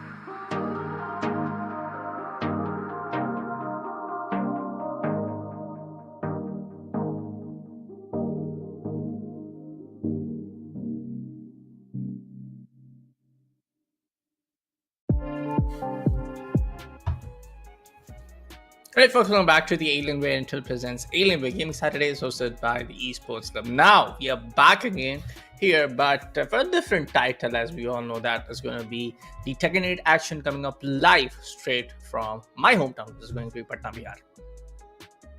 I mean, you would be happy, but I do believe that you are in Indore right now, so you're missing the action, buddy. Yes. But never mind, guys. We are still the Yes. part of the action by being on the desk. So yeah, pretty excited, pretty amped up to see what happens next and how the players are going to perform, what particular characters they are going to choose and all. But let's talk about the bragging rights, the amount that they're going to grab if they go towards the grand finals. And if they are in the grand finals, one of them is going to get 10,000 rupees worth of Amazon voucher, another one is going to get 5,000 rupees worth of Amazon vouchers. For that to be decided, one has to be the champion, and if they become the champion, they take the first place reward. So a total of 15,000 rupees worth of Amazon vouchers are on the stakes for this Tekken 8 1v1 competition. Yes, sir. And let's take a look at the entire schedule for our Tekken 8, because this is going to be a 1v1 event where it's not going to be the event where, of course, all of the players will be playing in a 2v2 or 5v5 fashion. This is a game where you play by yourself and win for yourself. So first matchup, Pramita Shekhar facing up a guy named as Rohit Kumar. Second matchup, Dark facing up Screeny. Tanavraj is going to face up Aman Preetap, and Aravaria is going to be facing Ayush Singh in the fourth matchup. Looking forward to it. I'm looking forward to see how these individuals are going to perform, what are they going to be the choices, what skill moves, what set moves they're going to particularly utilize in the particular game. Because again, if we compare this to any other particular game, what really matters in this particular game which is Tekken, it is basically the combinations that you have to utilize, the kind of idea, the kind of timing at which those combinations are to be put forth is going to be very, very important. So I'm looking forward to it, how these individuals are going to play. But remember, guys, the core, the fact of this Alienware Gaming Saturday is bringing the esports to every single city, and that's exactly what we are there to do in Patna. So I'm looking forward to it. Let's see what happens next and what are the choices that individuals are going to make. I guess it's time for our first facing up the side of Amartya Shekhar. So yes, when it comes down to Tekken 8, it's that one game, this one game and some other one as well. It has been, a part of our childhood memories. We have all played Tekken 3, 5, up till 5. I was, playing in front of cafes and stuff. But it has been a part of, our childhood memories, and we always get a lot of that nostalgia effect when we see all of these old characters, especially the one on the right side, that is going to be the side of King. But for now, Rohit Kumar picks up the side of Devil Jin, and King has been picked up from the side of Amartya Shekhar. We do see some up and inward jabs getting onto the play from the side of Devil Jin, but a straight up reversal will come up from the side of King, and a huge damage will be given away for the side of Devil Jin. But if you don't know, folks, it's going to be played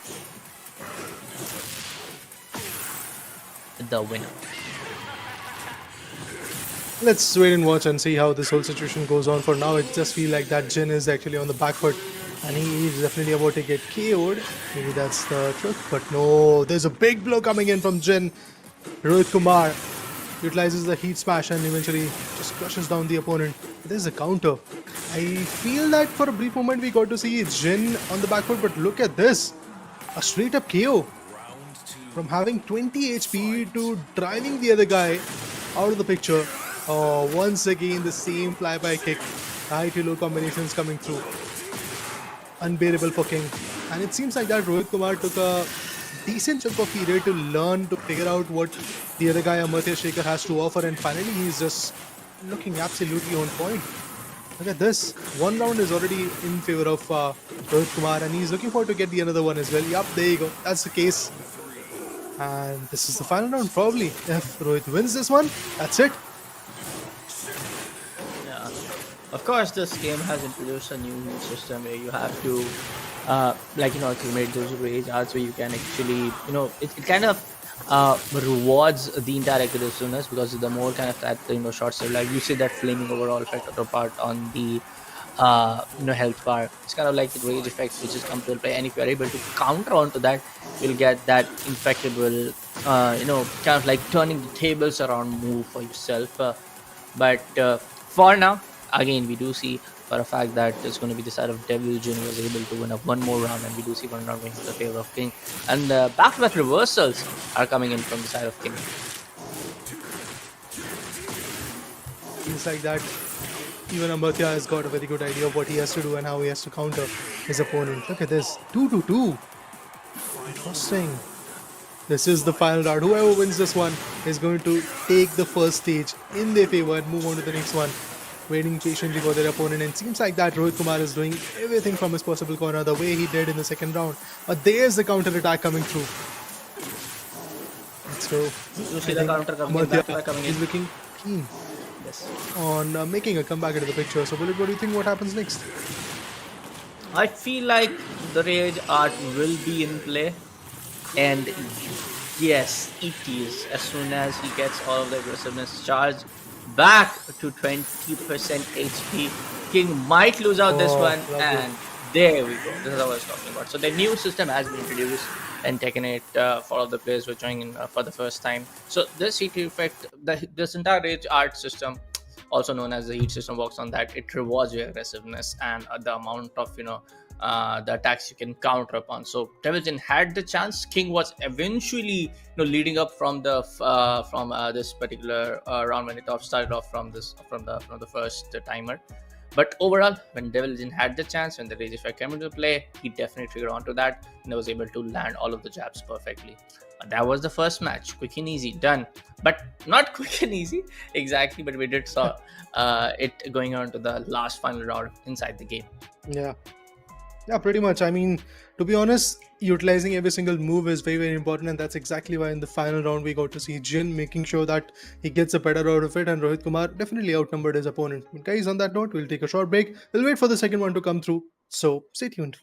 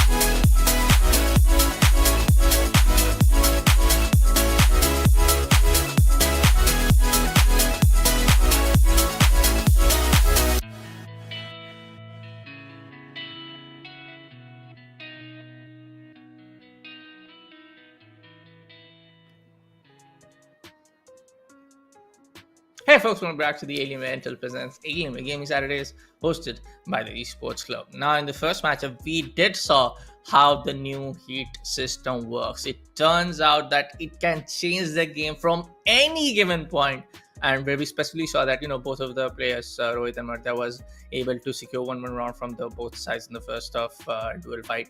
And in the second round, we did saw one of the men making the comeback. But when the final round appeared, it was the side of Amartya to be on that formidable lead, draining down the opponent actually. But as soon as the new heat system got triggered in, when the side of Rohit had the chance, he turned the tables unexpectedly. I mean, he started way too well in the first two rounds, to be honest. We already saw what he's capable of. After that, in the third and fourth round, it felt like that Amartya has got a very good insight of what Rohit is capable of, and he acted on it. But again, guys, if you are playing 4 out of 5 rounds, and then eventually the scoreline is 2-2, obviously everything depends on the final round right now. So it basically became a BO1 type of scenario for them.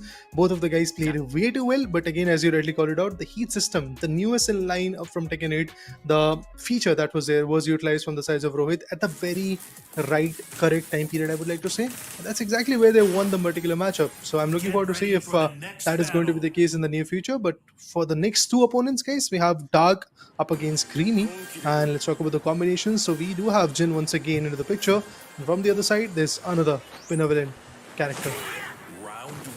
I still don't know how, if all of the people joining in for the Tekken broadcast, if you don't know how the new heat system works, it's kind of like it adds a new unique effect to the certain moves, and it is indicated by if you see that the blue bar or down to the just below the health bar. Then you have the when it gets full and it gets triggered on, you see that the pink aura, the pink special effect raging down alongside on the pink. So that's right, Grodong has the pink effect.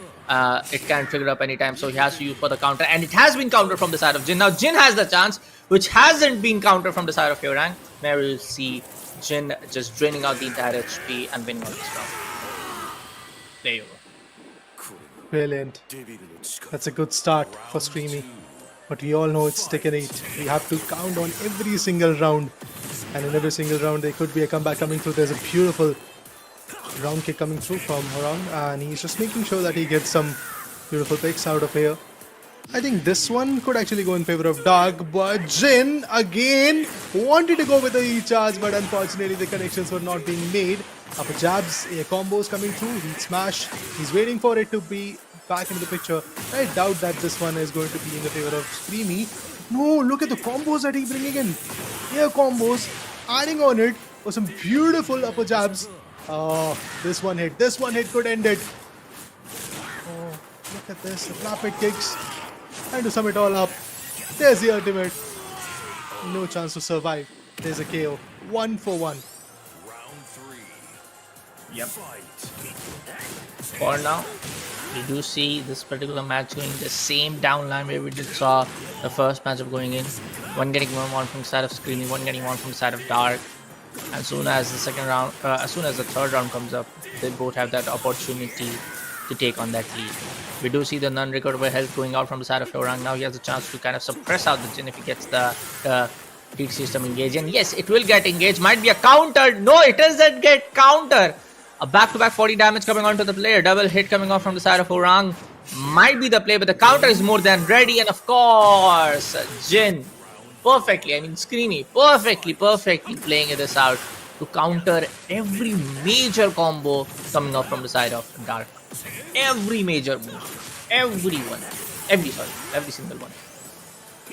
I mean, that was the mistake that he made in the second round, and that's exactly what costed Screamy a particular round. Otherwise, he could have been the winner of this whole situation right now in this particular matchup. But look at this again! A beautiful hit, an amazing one, and there's some chaotic moves that he is willing to utilize in order to just put the player down. But is it going to be the case? One more hit, and I think it could be 2-2. So he has to be very cautious with his hit. This one, he has to block it. If he don't, there you go. Dark will be back in the picture, and we have to go to the final round for sure, guys. There we go. It's time for the final round. It's time if one of these individuals will have to say goodbye For now, we do see the side of floor attacks and throws coming up back to back from the side of Jin. Now it's going to be that enraged air combo coming up from the side of Orang, but will be a little bit kind of like on a counter. But Jin takes a lot of that HP damage. We do see the recovered health getting back to back as soon as he's able to land those shots, land those moves. Sorry. When you are casting FPS and fighting games, you kind of like enraged with all of that terms in play. But it's time to finish this. We do see the combo. Might be a counter coming up from Horang. Definitely not it. There you go. It's going to be a KO. For the side of Horang, it's going to be the side of Screamy to win out this particular matchup against the side of Dark. I think this one was definitely a seesaw ride coming in, because initially we got to see Screamy being back into the picture. He got the first round, then eventually the other guy got the second round.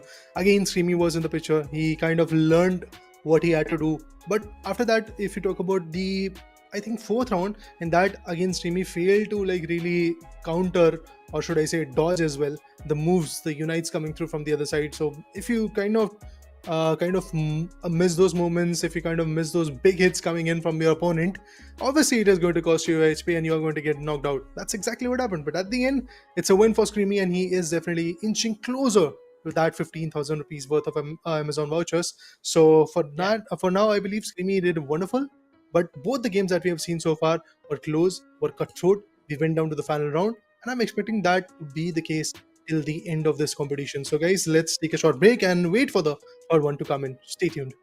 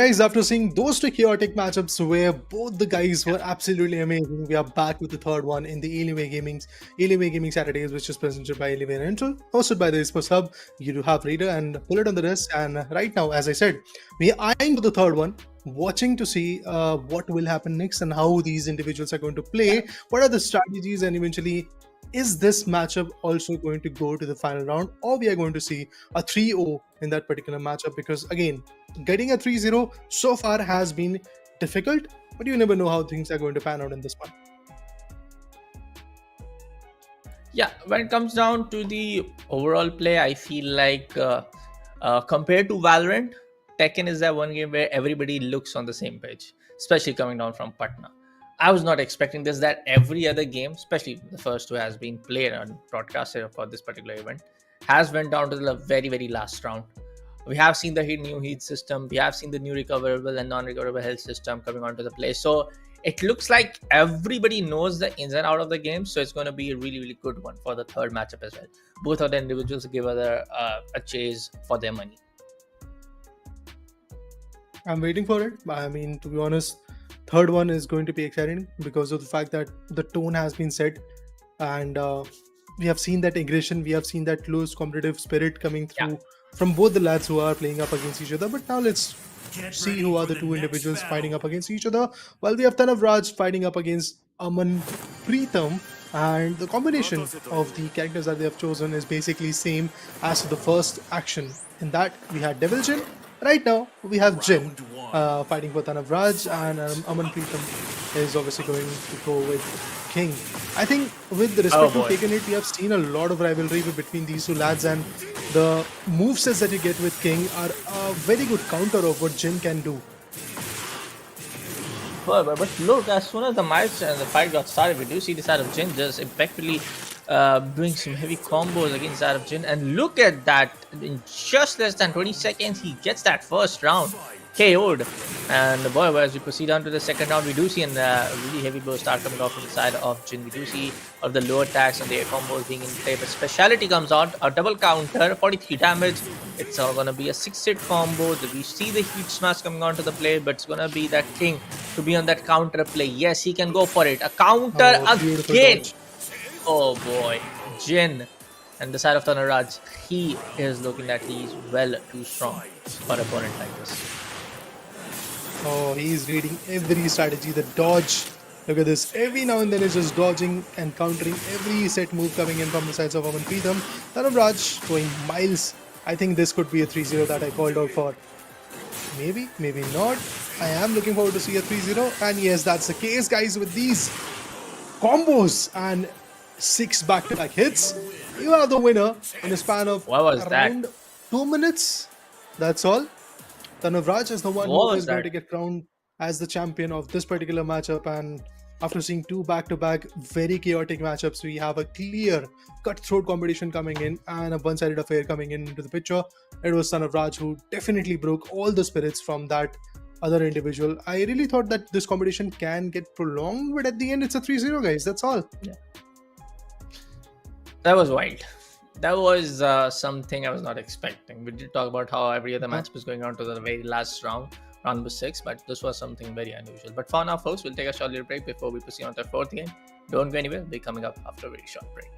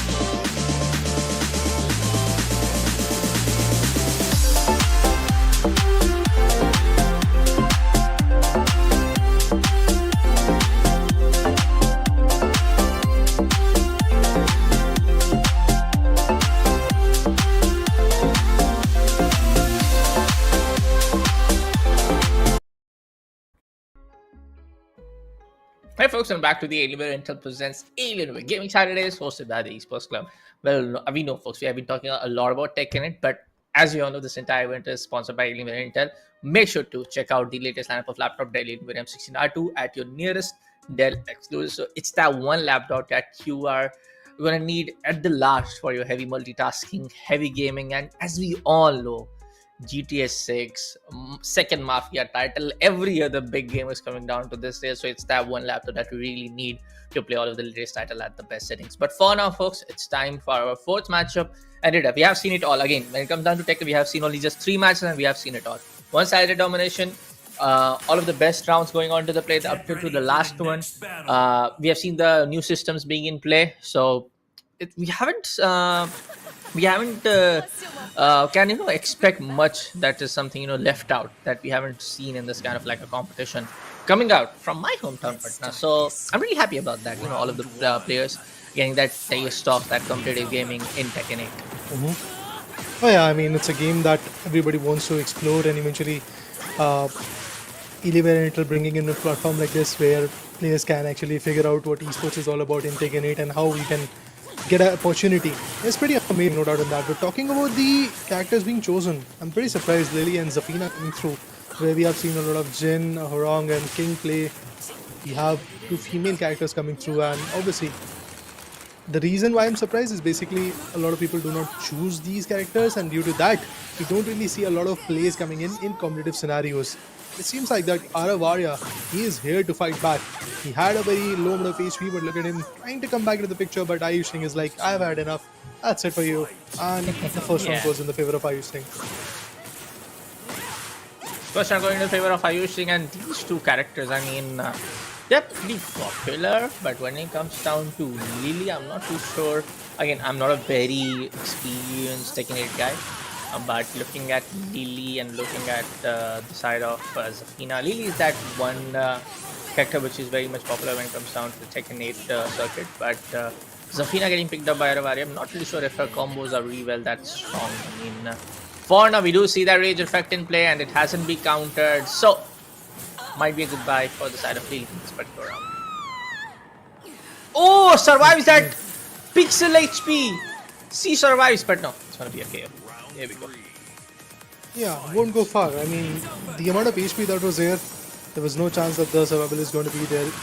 Even when it comes to a dodge, even if you miss a single instance, at that point it would have costed Aravaria, and that's exactly what happened. But never mind, guys. Aravaria 1-1 for now. Ayush Singh on the back foot, losing a lot of HP. And with this move, I believe there will be a KO for sure. Yeah, there you go. Aravaria coming back strong. He lost the first round, is back with the next 2. That is good for him. But let's wait for the 4th round as well. This could be the final round, or it could be invitation to the real final round. That is the 5th one, to be honest. Let's see if that's the case or not. Yeah.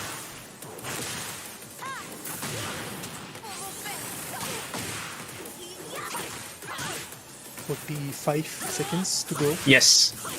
in this particular round, but I do believe that it's going to be complex. It's going to be difficult. Oh, there you go. 2-2. The third one was a one-sided affair, but this one again looks like a close cutthroat competition. As we dive deeper into the final round, it could tell us a new story. It could give us a brief of which particular player is going to move forward in this equation. Ayush Singh already losing a lot of HP, and Zafina Aravaria, he's just making sure with those air combos, he is just going to put the player down. But look at Ayush. He was also not standing up because of the fact he knew that these air combos can easily hurt him. A lot of dodges. Aravaria making sure that he gets this home.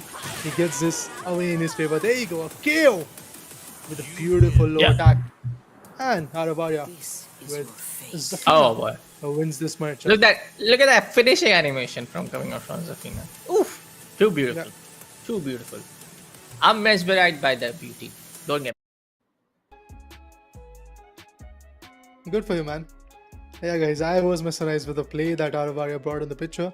Ayush was good, no doubt in that. The first round was very, very amazing for him. In the next 2 rounds, we got to see Aravaria doing everything from his possible corners to get it home, and eventually he got a scoreline of 2-1. But after that, in the 4th round, we got to see a comeback again coming in from Ayush's side. But if you talk about the 5th round, the final one, the start was very wobbly for the sides of Ayush. In the start itself, in the next 10 seconds, as soon as the timer kicked off, we got to see a depletion of 30% HP already, with the help of 2 to 3 initial hits, and eventually the air blows that were coming in from Zafina were pretty amazing. So I do believe that bringing in a character which is not that utilized, and if you have a good control on it, obviously the opponent is going to get surprised, as we casters were, and that's exactly what happened to Ayush. Definitely.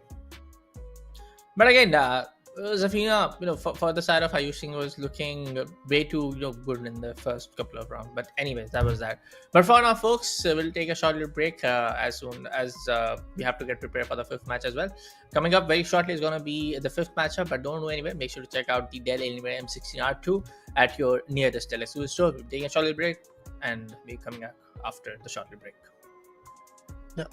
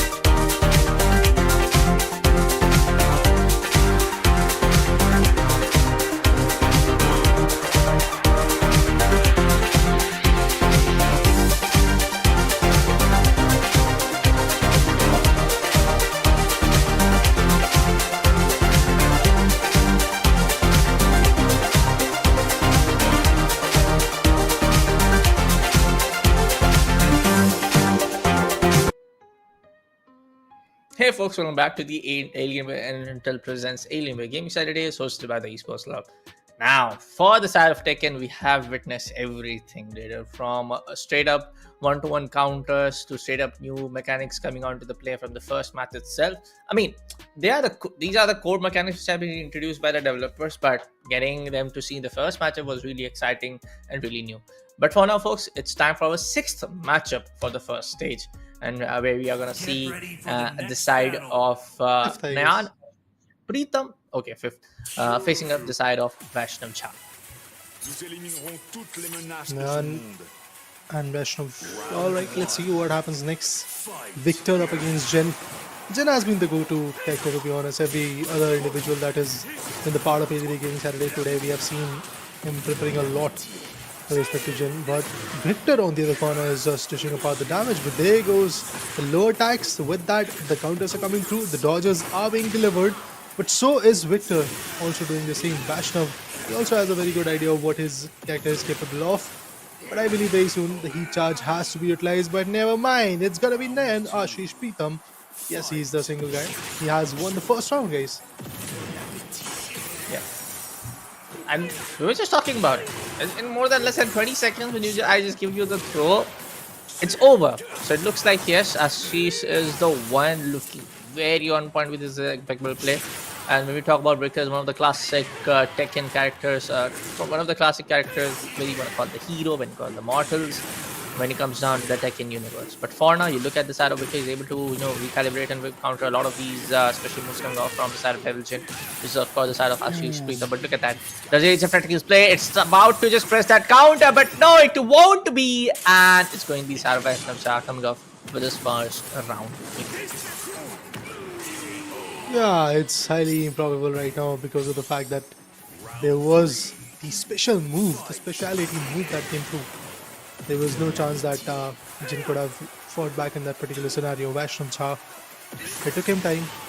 The first round was out of his hand, second one is under siege. And he's just looking forward to get more and more in his favor. Let's see if that's going to be the case, but no, the way Victor is getting bleeded out, it seems like Devilgen and then Ashish Pritam, I'm probably going to have their fun run, but that's what move that was there from Vaishnav, corrected way too well. There's the punch, the counter comes through. Oh, another one, there's a punishment, there's a retribution, air combos, and the power crush is also being delivered, but this one was being dodged. Nayan Ashish Pritam was very close to winning this one, but the dodge that came through from the sides of Vaishnav Jha was good. Bye. Now, the entire event looks like it's going to be for the side of Victor. He knows how to counter a lot of these moves coming off from the side of Devilgen. Once again, he's able to just outplay a little better. When he has opportunity, he's able to get up with those tragic combos. But for now, we do see some of the moves, similar kind of moves, 16-19 back-to-back of the forward coming up from the side of Ashish Pritam. But there you go. As soon as the Victor gets a chance, but this time around, it will be missed. The special move will be missed, and of course, which was the rage effect being in play. And Devilgen knows for it. If he gives away, it can be a very bad one. Victor also knows it for the same. There we go. One straight up kick. That is going to be a victory for the side of Ashish Pritam. And we are going in for the one final round play. Intriguing. Let's wait and watch. Let's see what happens next. The final round is here. Both of them, they're going to get triggered as a player, to be honest. They were waiting to see who was going to make the first move. But there's a dodge that was needed. Unfortunately, it didn't came through. And right now, Nayan Ashish Pritam is acting on it. He's just making sure that he uses the heat charge. But from the other corner, there's yet another specialty move coming through. The counters are there. 4-hit combos. Damage is also on par. But this slash, really amazing. Oh my god, look at the amount of HP that has been depleted. One good hit, and that could be it. It's make or break right now. Devilgen goes all in. Then Ashish Pritam, he bikes out this match number 5 in his favor. And boy, it was looking like, Vaishnav Jha is the one to be the better one. But in the end, looking on how this entire matchup has turned out to be, Ashish Pritam was the smarter one. I mean, the way how he has countered all of these moves, the way how he has shown that patience inside the game was just way too brilliant. No doubt in that. It was pretty fun. It was pretty on point to watch. But now that match number 5 is also done, I do believe we are very soon going to dive into the round 2. That will be stage 2 of this competition. So as we are inching closer to the grand finals, the competition is obviously going to step up, and the players that are going to fight for themselves and eventually get their victory done, they are going to have some serious challenges. For that, we'll stay tuned and we'll be back shortly, guys.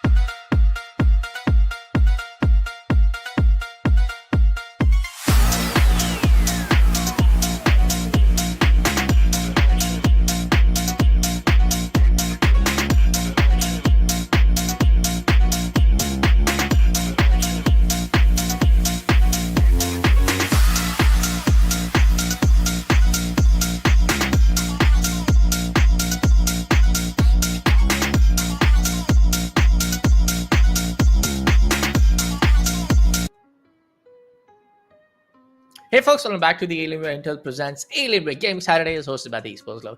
As you all know, Alienware Gaming Saturday has always been about bringing competitive gaming to every other city and every other corner of India. And this time around, we are in Patna, but Valorant is done in Kerala, and we are just straight up bringing you the action for Tekken 8. And it's time for round 2 Yep. action to begin.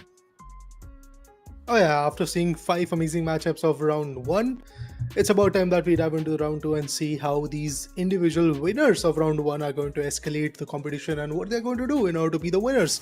Talking about that, let's dive into the action, guys. Let's see how the two players fighting up against each other. We have Ayush fighting up against Amartya Shekhar, who was the winner of the first one, and there's the Devil Jin fighting up against Nina, another quite a bit usable character coming through. But look at this, as we dive into round 2, both of them are eyeing each other, dodging a lot of set moves, but Devil Jin, he lasers and he uses the heat burst as well pretty soon with those hit moves and the combos coming through. Nina is already looking super duper low. Using the same combo to just pin out your opponent in the corner, it's a good one, not gonna lie. But as soon as Nina gets the breathing space, it will be really, really bad for you. But he's ain't getting one. And there you go. First round is just won like that. Just like that. By using one or two moves back to back, and it's done. So, yeah. No. Troublesome, but Nina this time, Amartya making sure to dodge every single attack coming through, and there you go.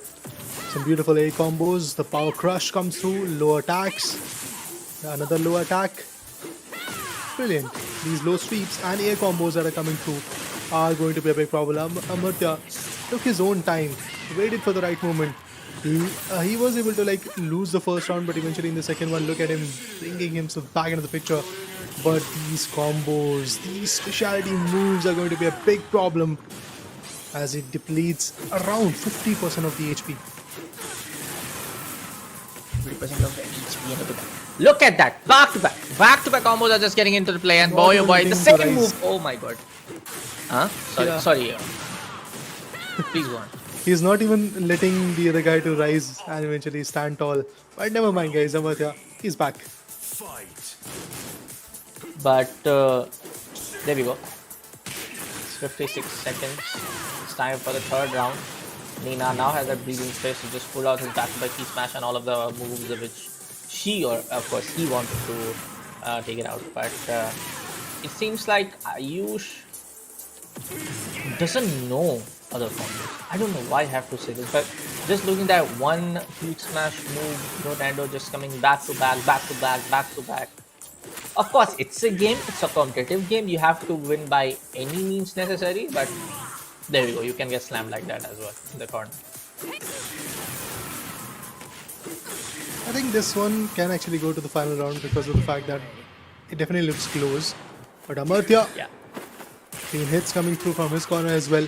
Oh, there you go. Bang, bang, bang. A lot of damage with those pistols. Oh, Nina. That was a beautiful move coming through. 8-hit combo. It's not that easy to pull up a move like that against Devil Jin. Yeah. There are lasers, there are special power moves that are coming to the picture, the low blows. Nothing working for now. Amartya seems to have taken a very good amount of learning from the first round loss. And now he's got an idea. But no, his hit was credible. Not incredible, but let's see how things can be changed for the side of Amartya. He just needs one more round, and I guess he has found that space. He has found that space where Devil Jin is not able to, Ayush is not able to just get those moves locked in, and he knows where to fill the gaps. There we go. We do see that one regular move coming off with the air combo, but there we go. It's going to be the side of Amartya to win up this match against the side of Ayush in the second stage. Well, that's there. Now, as a character was pretty amazing, and the way Amartya kind of adapted along the way was also pretty amazing. Like it took him a particular round. The first round was out of his hand, and after that he got a very good insight of what he has to do up against Nina. Because the fact is, Jin, specifically if you talk about Devil Jin, there are going to be some specialty moves that are going to work into the picture. There are going to be lasers.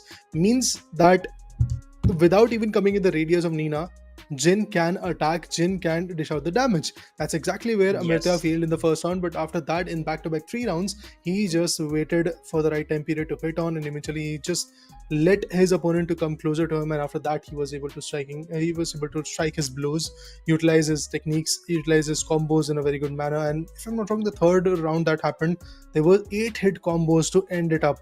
That is again pretty amazing. Yeah, back to back, but again the same thing. Ayush was just not able to capitalize on a lot of the moves. He was just using 3 or 4 set of moves back to back, and the other guy was just able to find a counter to that. And this is how fighting games are supposed to be played. That you are able to find those counters as soon as possible if your opponent is not able to explore more options. But for now, folks, that was the second stage, first match for the second stage, and we have the winner already. But let me remind you, folks, this entire event is presented by Alienware Intel, of course, hosted by the best in the business, the Esports Club. So make sure to show some love to Alienware Intel at their socials, and of course, make sure to follow TEC. Of course, the Instagram handle goes by TEC, the Esports Club. Make sure to follow the Instagram handle as well for all the latest updates and when to know like where is the next Alienware Gaming Saturday is going to happen. But for now, folks, we'll take a short little break before we proceed on to the next matchup. Don't go anywhere. We'll be coming back after a short commercial break.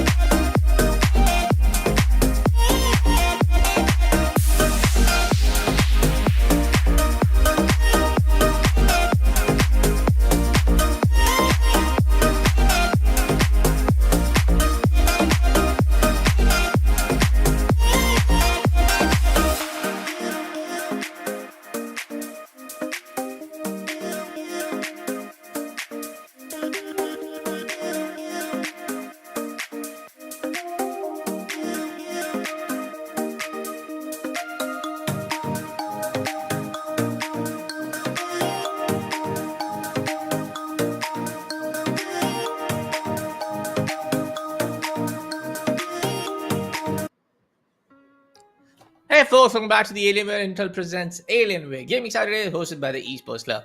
Valorant is done. It's time for the Tekken 8 action. Tekken 8 action. Round 1 is done. It's time for the round 2 matches. And we have seen the second round match getting one from the side of the player which knows the ins and outs for the game. We did saw the Ayush kind of like repeating the same kind of moves well back and forth, and he got the prize for the same. But for now, we'll be jumping down to a second game for our stage 2 matchup inside Tekken 8. Alright, let's have a look at what happens next and eventually who are those two amazing champions of round 1 who are fighting for the glory and the ticket to round 3, because again it's going to be a well fought journey from both the sides, so I'm looking forward to it. So let's dive into it, guys. We have the calls that the game is going to get started anytime soon, and I'm eyeing to see a new character. Maybe, hopefully, we're going to see a new character that has not been utilized till now. We have seen Lily, we have seen Zafina, we have seen King, we have seen Jin a lot, we have seen Orang, and we have seen, if I'm not wrong, Zafina as well.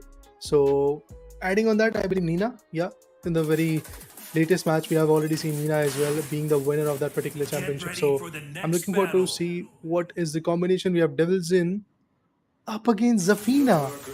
Interesting. This will be very interesting as we have Ayush Singh playing on Zafina, and he did wonderful up against Lily, but I doubt that Shashwat Pandey is going to give him that opportunity anymore. Yeah. Let's see, man. For now, we have seen Shashwat Pandey playing with Legend, but we have also seen Ayush Singh playing with Zafina. We do see the couple of moves getting into favor of Devilgen, but for now Zafina is trying to counter out as soon as possible. We do see some of those specialty moves getting countered up. In the air, we do see the double combos, but for now, the non-recoverable health is going to cost a lot for the side of Zafina. Uh-oh, trouble awaits Shashwat Pandey, Ayush Singh. It's going to be difficult for Zafina to survive, and that's exactly what the case is. A combo coming in from the sides of Shashwat Pandey. Double Gen wins the first round, but Zafina is back with vengeance. Depleting 10% HP, not that much, but look at this. In round 2, we can clearly see that players are being very, very cautious about every single move that they've got. Devil Jin, he came back with a claw, but from the other corner there was another roaring attempt from Zafina. Devil Jin right now with multiple combos, 8-hit combo and 56 damage. There's the punish, there's the air blow that we always talk about. Oh, it's going to be difficult for Zafina to survive this one. Now we do see for the fact that it's going to be a little bit, a little bit of that mission play coming off from the side of Zafina, which is going to be another side of Ayush Singh, and we do see a double back-to-back round win coming in from the side of Shashwat Pandey. So all he needs to do is just win up this one particular round and just get it a 3-0 victory. We haven't seen really a 3-0 victory up till today, so that will be interesting one to see that. We have seen the 3-0 was there in second match. In third match, I believe. In the first round 1, third match, there was a 3-0 victory coming in from our side. So we have seen 3-0s. We have not yet seen 3-1s coming into the picture. We have seen 3-0 or 3-2. So that was the case, but I believe this one could be probably a 3-0 as well, because of the fact that Jin is now going in with the combo with that move, the Unite. And there you go, Devil Jin wins this one. Ayush Singh, he is going to have the bragging rights of being the guy winning round 2, match number 2 in his favor, and moving on to the next fight of round, I believe, just like that, round 3. Just like that, yeah. Just like that, yeah. 3-0, and it was the first matchup for Tekken. Just like that.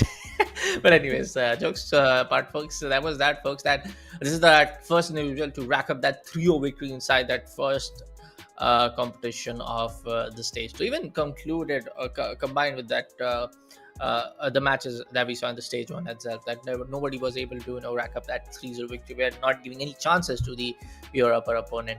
But overall, I'm just way too happy to see this kind of Tekken talent coming up from my hometown, Patna. Yeah, I mean, it's pretty fun to watch this kind of competition, this kind of retaliation, this kind of level of knowledge, and eventually a deep insight regarding the game and all those new set moves that are available. So it's pretty fun to watch, guys. For now, we'll take a short break and we'll be back with the fourth one to see what happens in the last matchup of round 2. So let's continue with the action, guys. Stay tuned for now.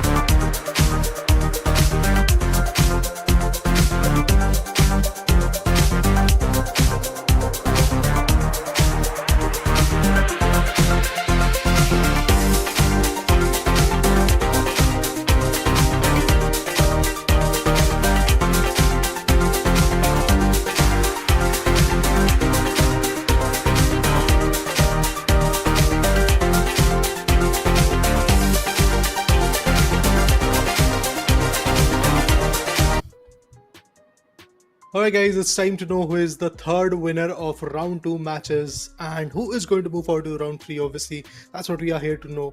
It's me, RebeL, we have on the desk, and we are proudly presenting the Alienware, and it represents the Alienware Gaming Saturdays, hosted by the Esports Club. So far, we have seen an amazing picture being painted from the sides of a lot of individual players. If we talk about Shashwat, that was out of the box for me, honestly, because we have not yet seen his action. The very first time we get to see him on broadcast, he just ripped apart his opponent, which was great. Devil Jin was the character that he was playing. And now I'm looking forward to see what happens next in this third matchup, because with every single matchup, as we are closing the gap, to be honest, between round 1 to the semi-finals and eventually the final stage, the grand final stage, we know that there are going to be a lot of competitive matches. We know that every single round is going to be important. So, Will, do you think that this one can go with a 3-0 scoreline, or is it a 3-1 or 3-2? I have a feeling this will go up till like 3-1 or 3-2. Not gonna lie. 3-0 is something that maybe it's one of the last match that one guy is just able to counter every other move and one guy doesn't know what he's trying to do. That is something you don't really see in Tekken. I mean, one of the guy can be extremely good, one of the guy can be playing the first round. So I feel like that is not going to be the case. But as soon as I say that, maybe I jinxed it. In the round 1, Aman Preetham wasn't able to land even one shot successfully. So back-to-back damage coming in from the side of Dark, and he's able to just capitalize on the similar move. And now we do see the combo, a double hit, straight up air, again counter comes up, but there we go. We see the same similar move, low attacks coming out from the side of Dark, which is able to capitalize on the similar kind of like a move set.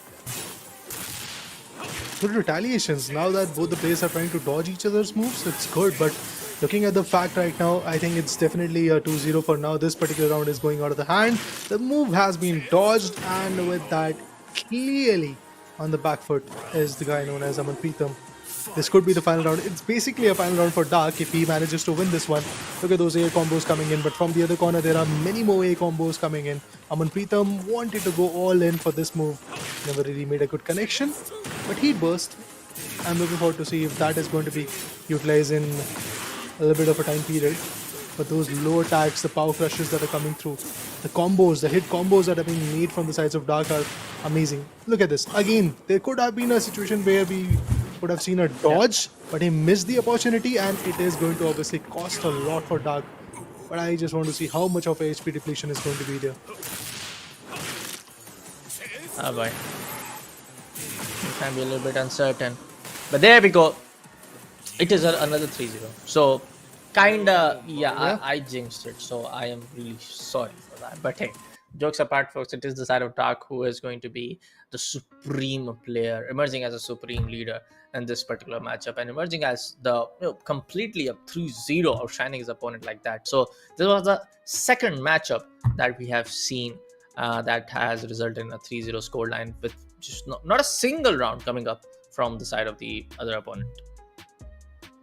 Yeah, Aman Preetham clearly was on the back foot. He had no idea how to retaliate, honestly, because if you talk about the other guy, Dark, he had a very good insight of what he can do and what particular set moves are going to be effective enough to put down the opponent. That's exactly what he did. But never mind, guys. Right now, I believe there is one more match left for round 2. So let's wait for that. Stay tuned. We'll be back shortly after a quick short break.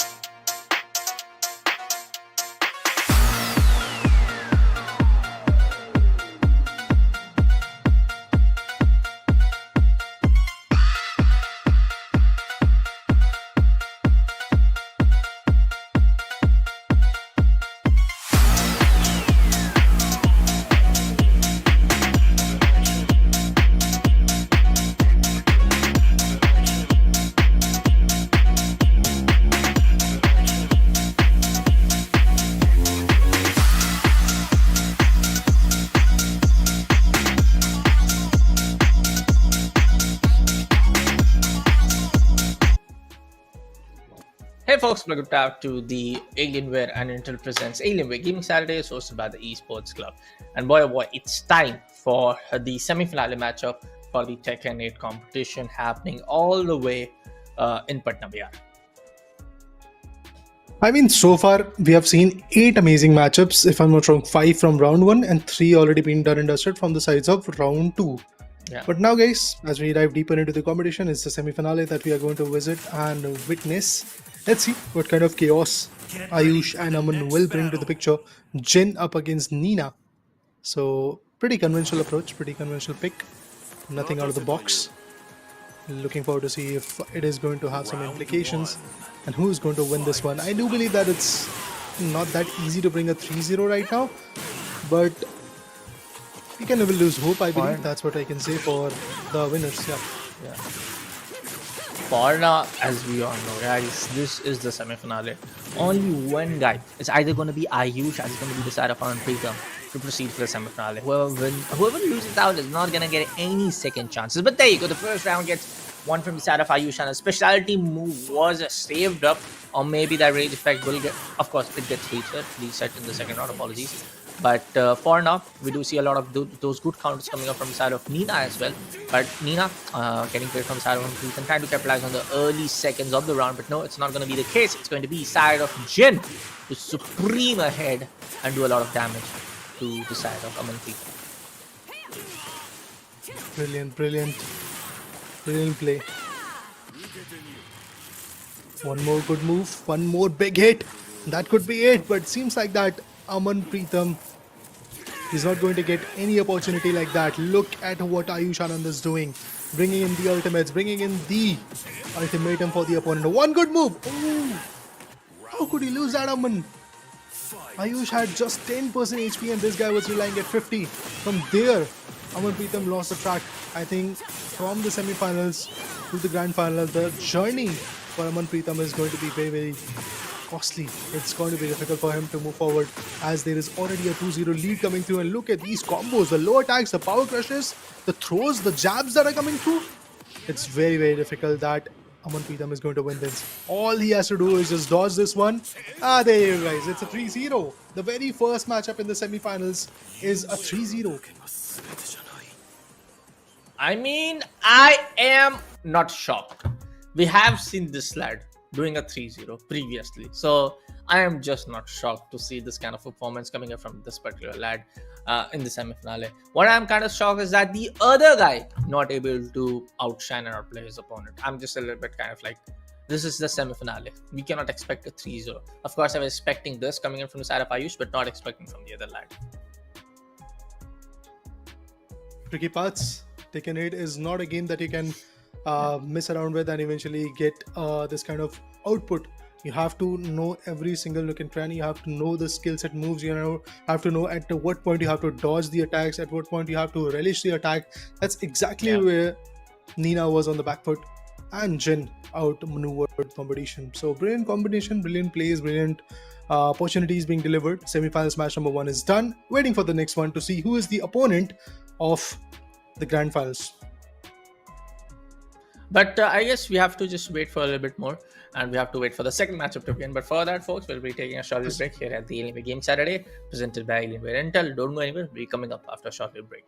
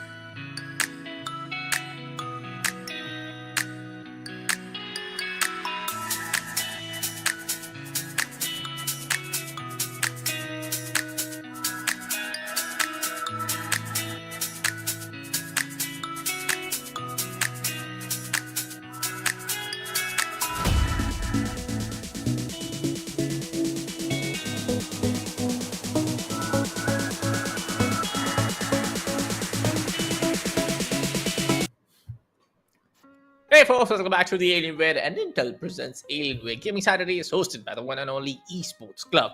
It's time for the second semi-finale for our Tekken tournament between two fine lads. But when we talk about first semi-finale matchup, we didn't expect a 3-0 coming up in a semi-finale game like that. So I'm expecting a different turn of events in a semi-finale too. I think, Bullet, at that point, I just wanted to say that from round 1 to round 2 to round 2 semi-finals right now, specifically if we talk about the later part of the tournament, we have seen 3-0s a lot. In round 2, I believe we got to see 2 to 3 3-0s, and eventually with the very first matchup in semi-finals is already a 3-0. In round 1, there was just a single 3-0 out of 5 matchups. So that clearly tells us that as we are diving deeper into the competition is turning out to be even more one-sided, which is honestly a bit surprising for me. Yeah. But hey folks, it's time for our second semi-finale, and let me tell you, there are no loser brackets. So any of these individuals who are going to not win in the second semi-finale, it is going to be the disqualification stage for them. There's going to be no second chances being given away. So it's time for our second semi-finale. We're just waiting in for the production to confirm us, so we can just say it's time to get going.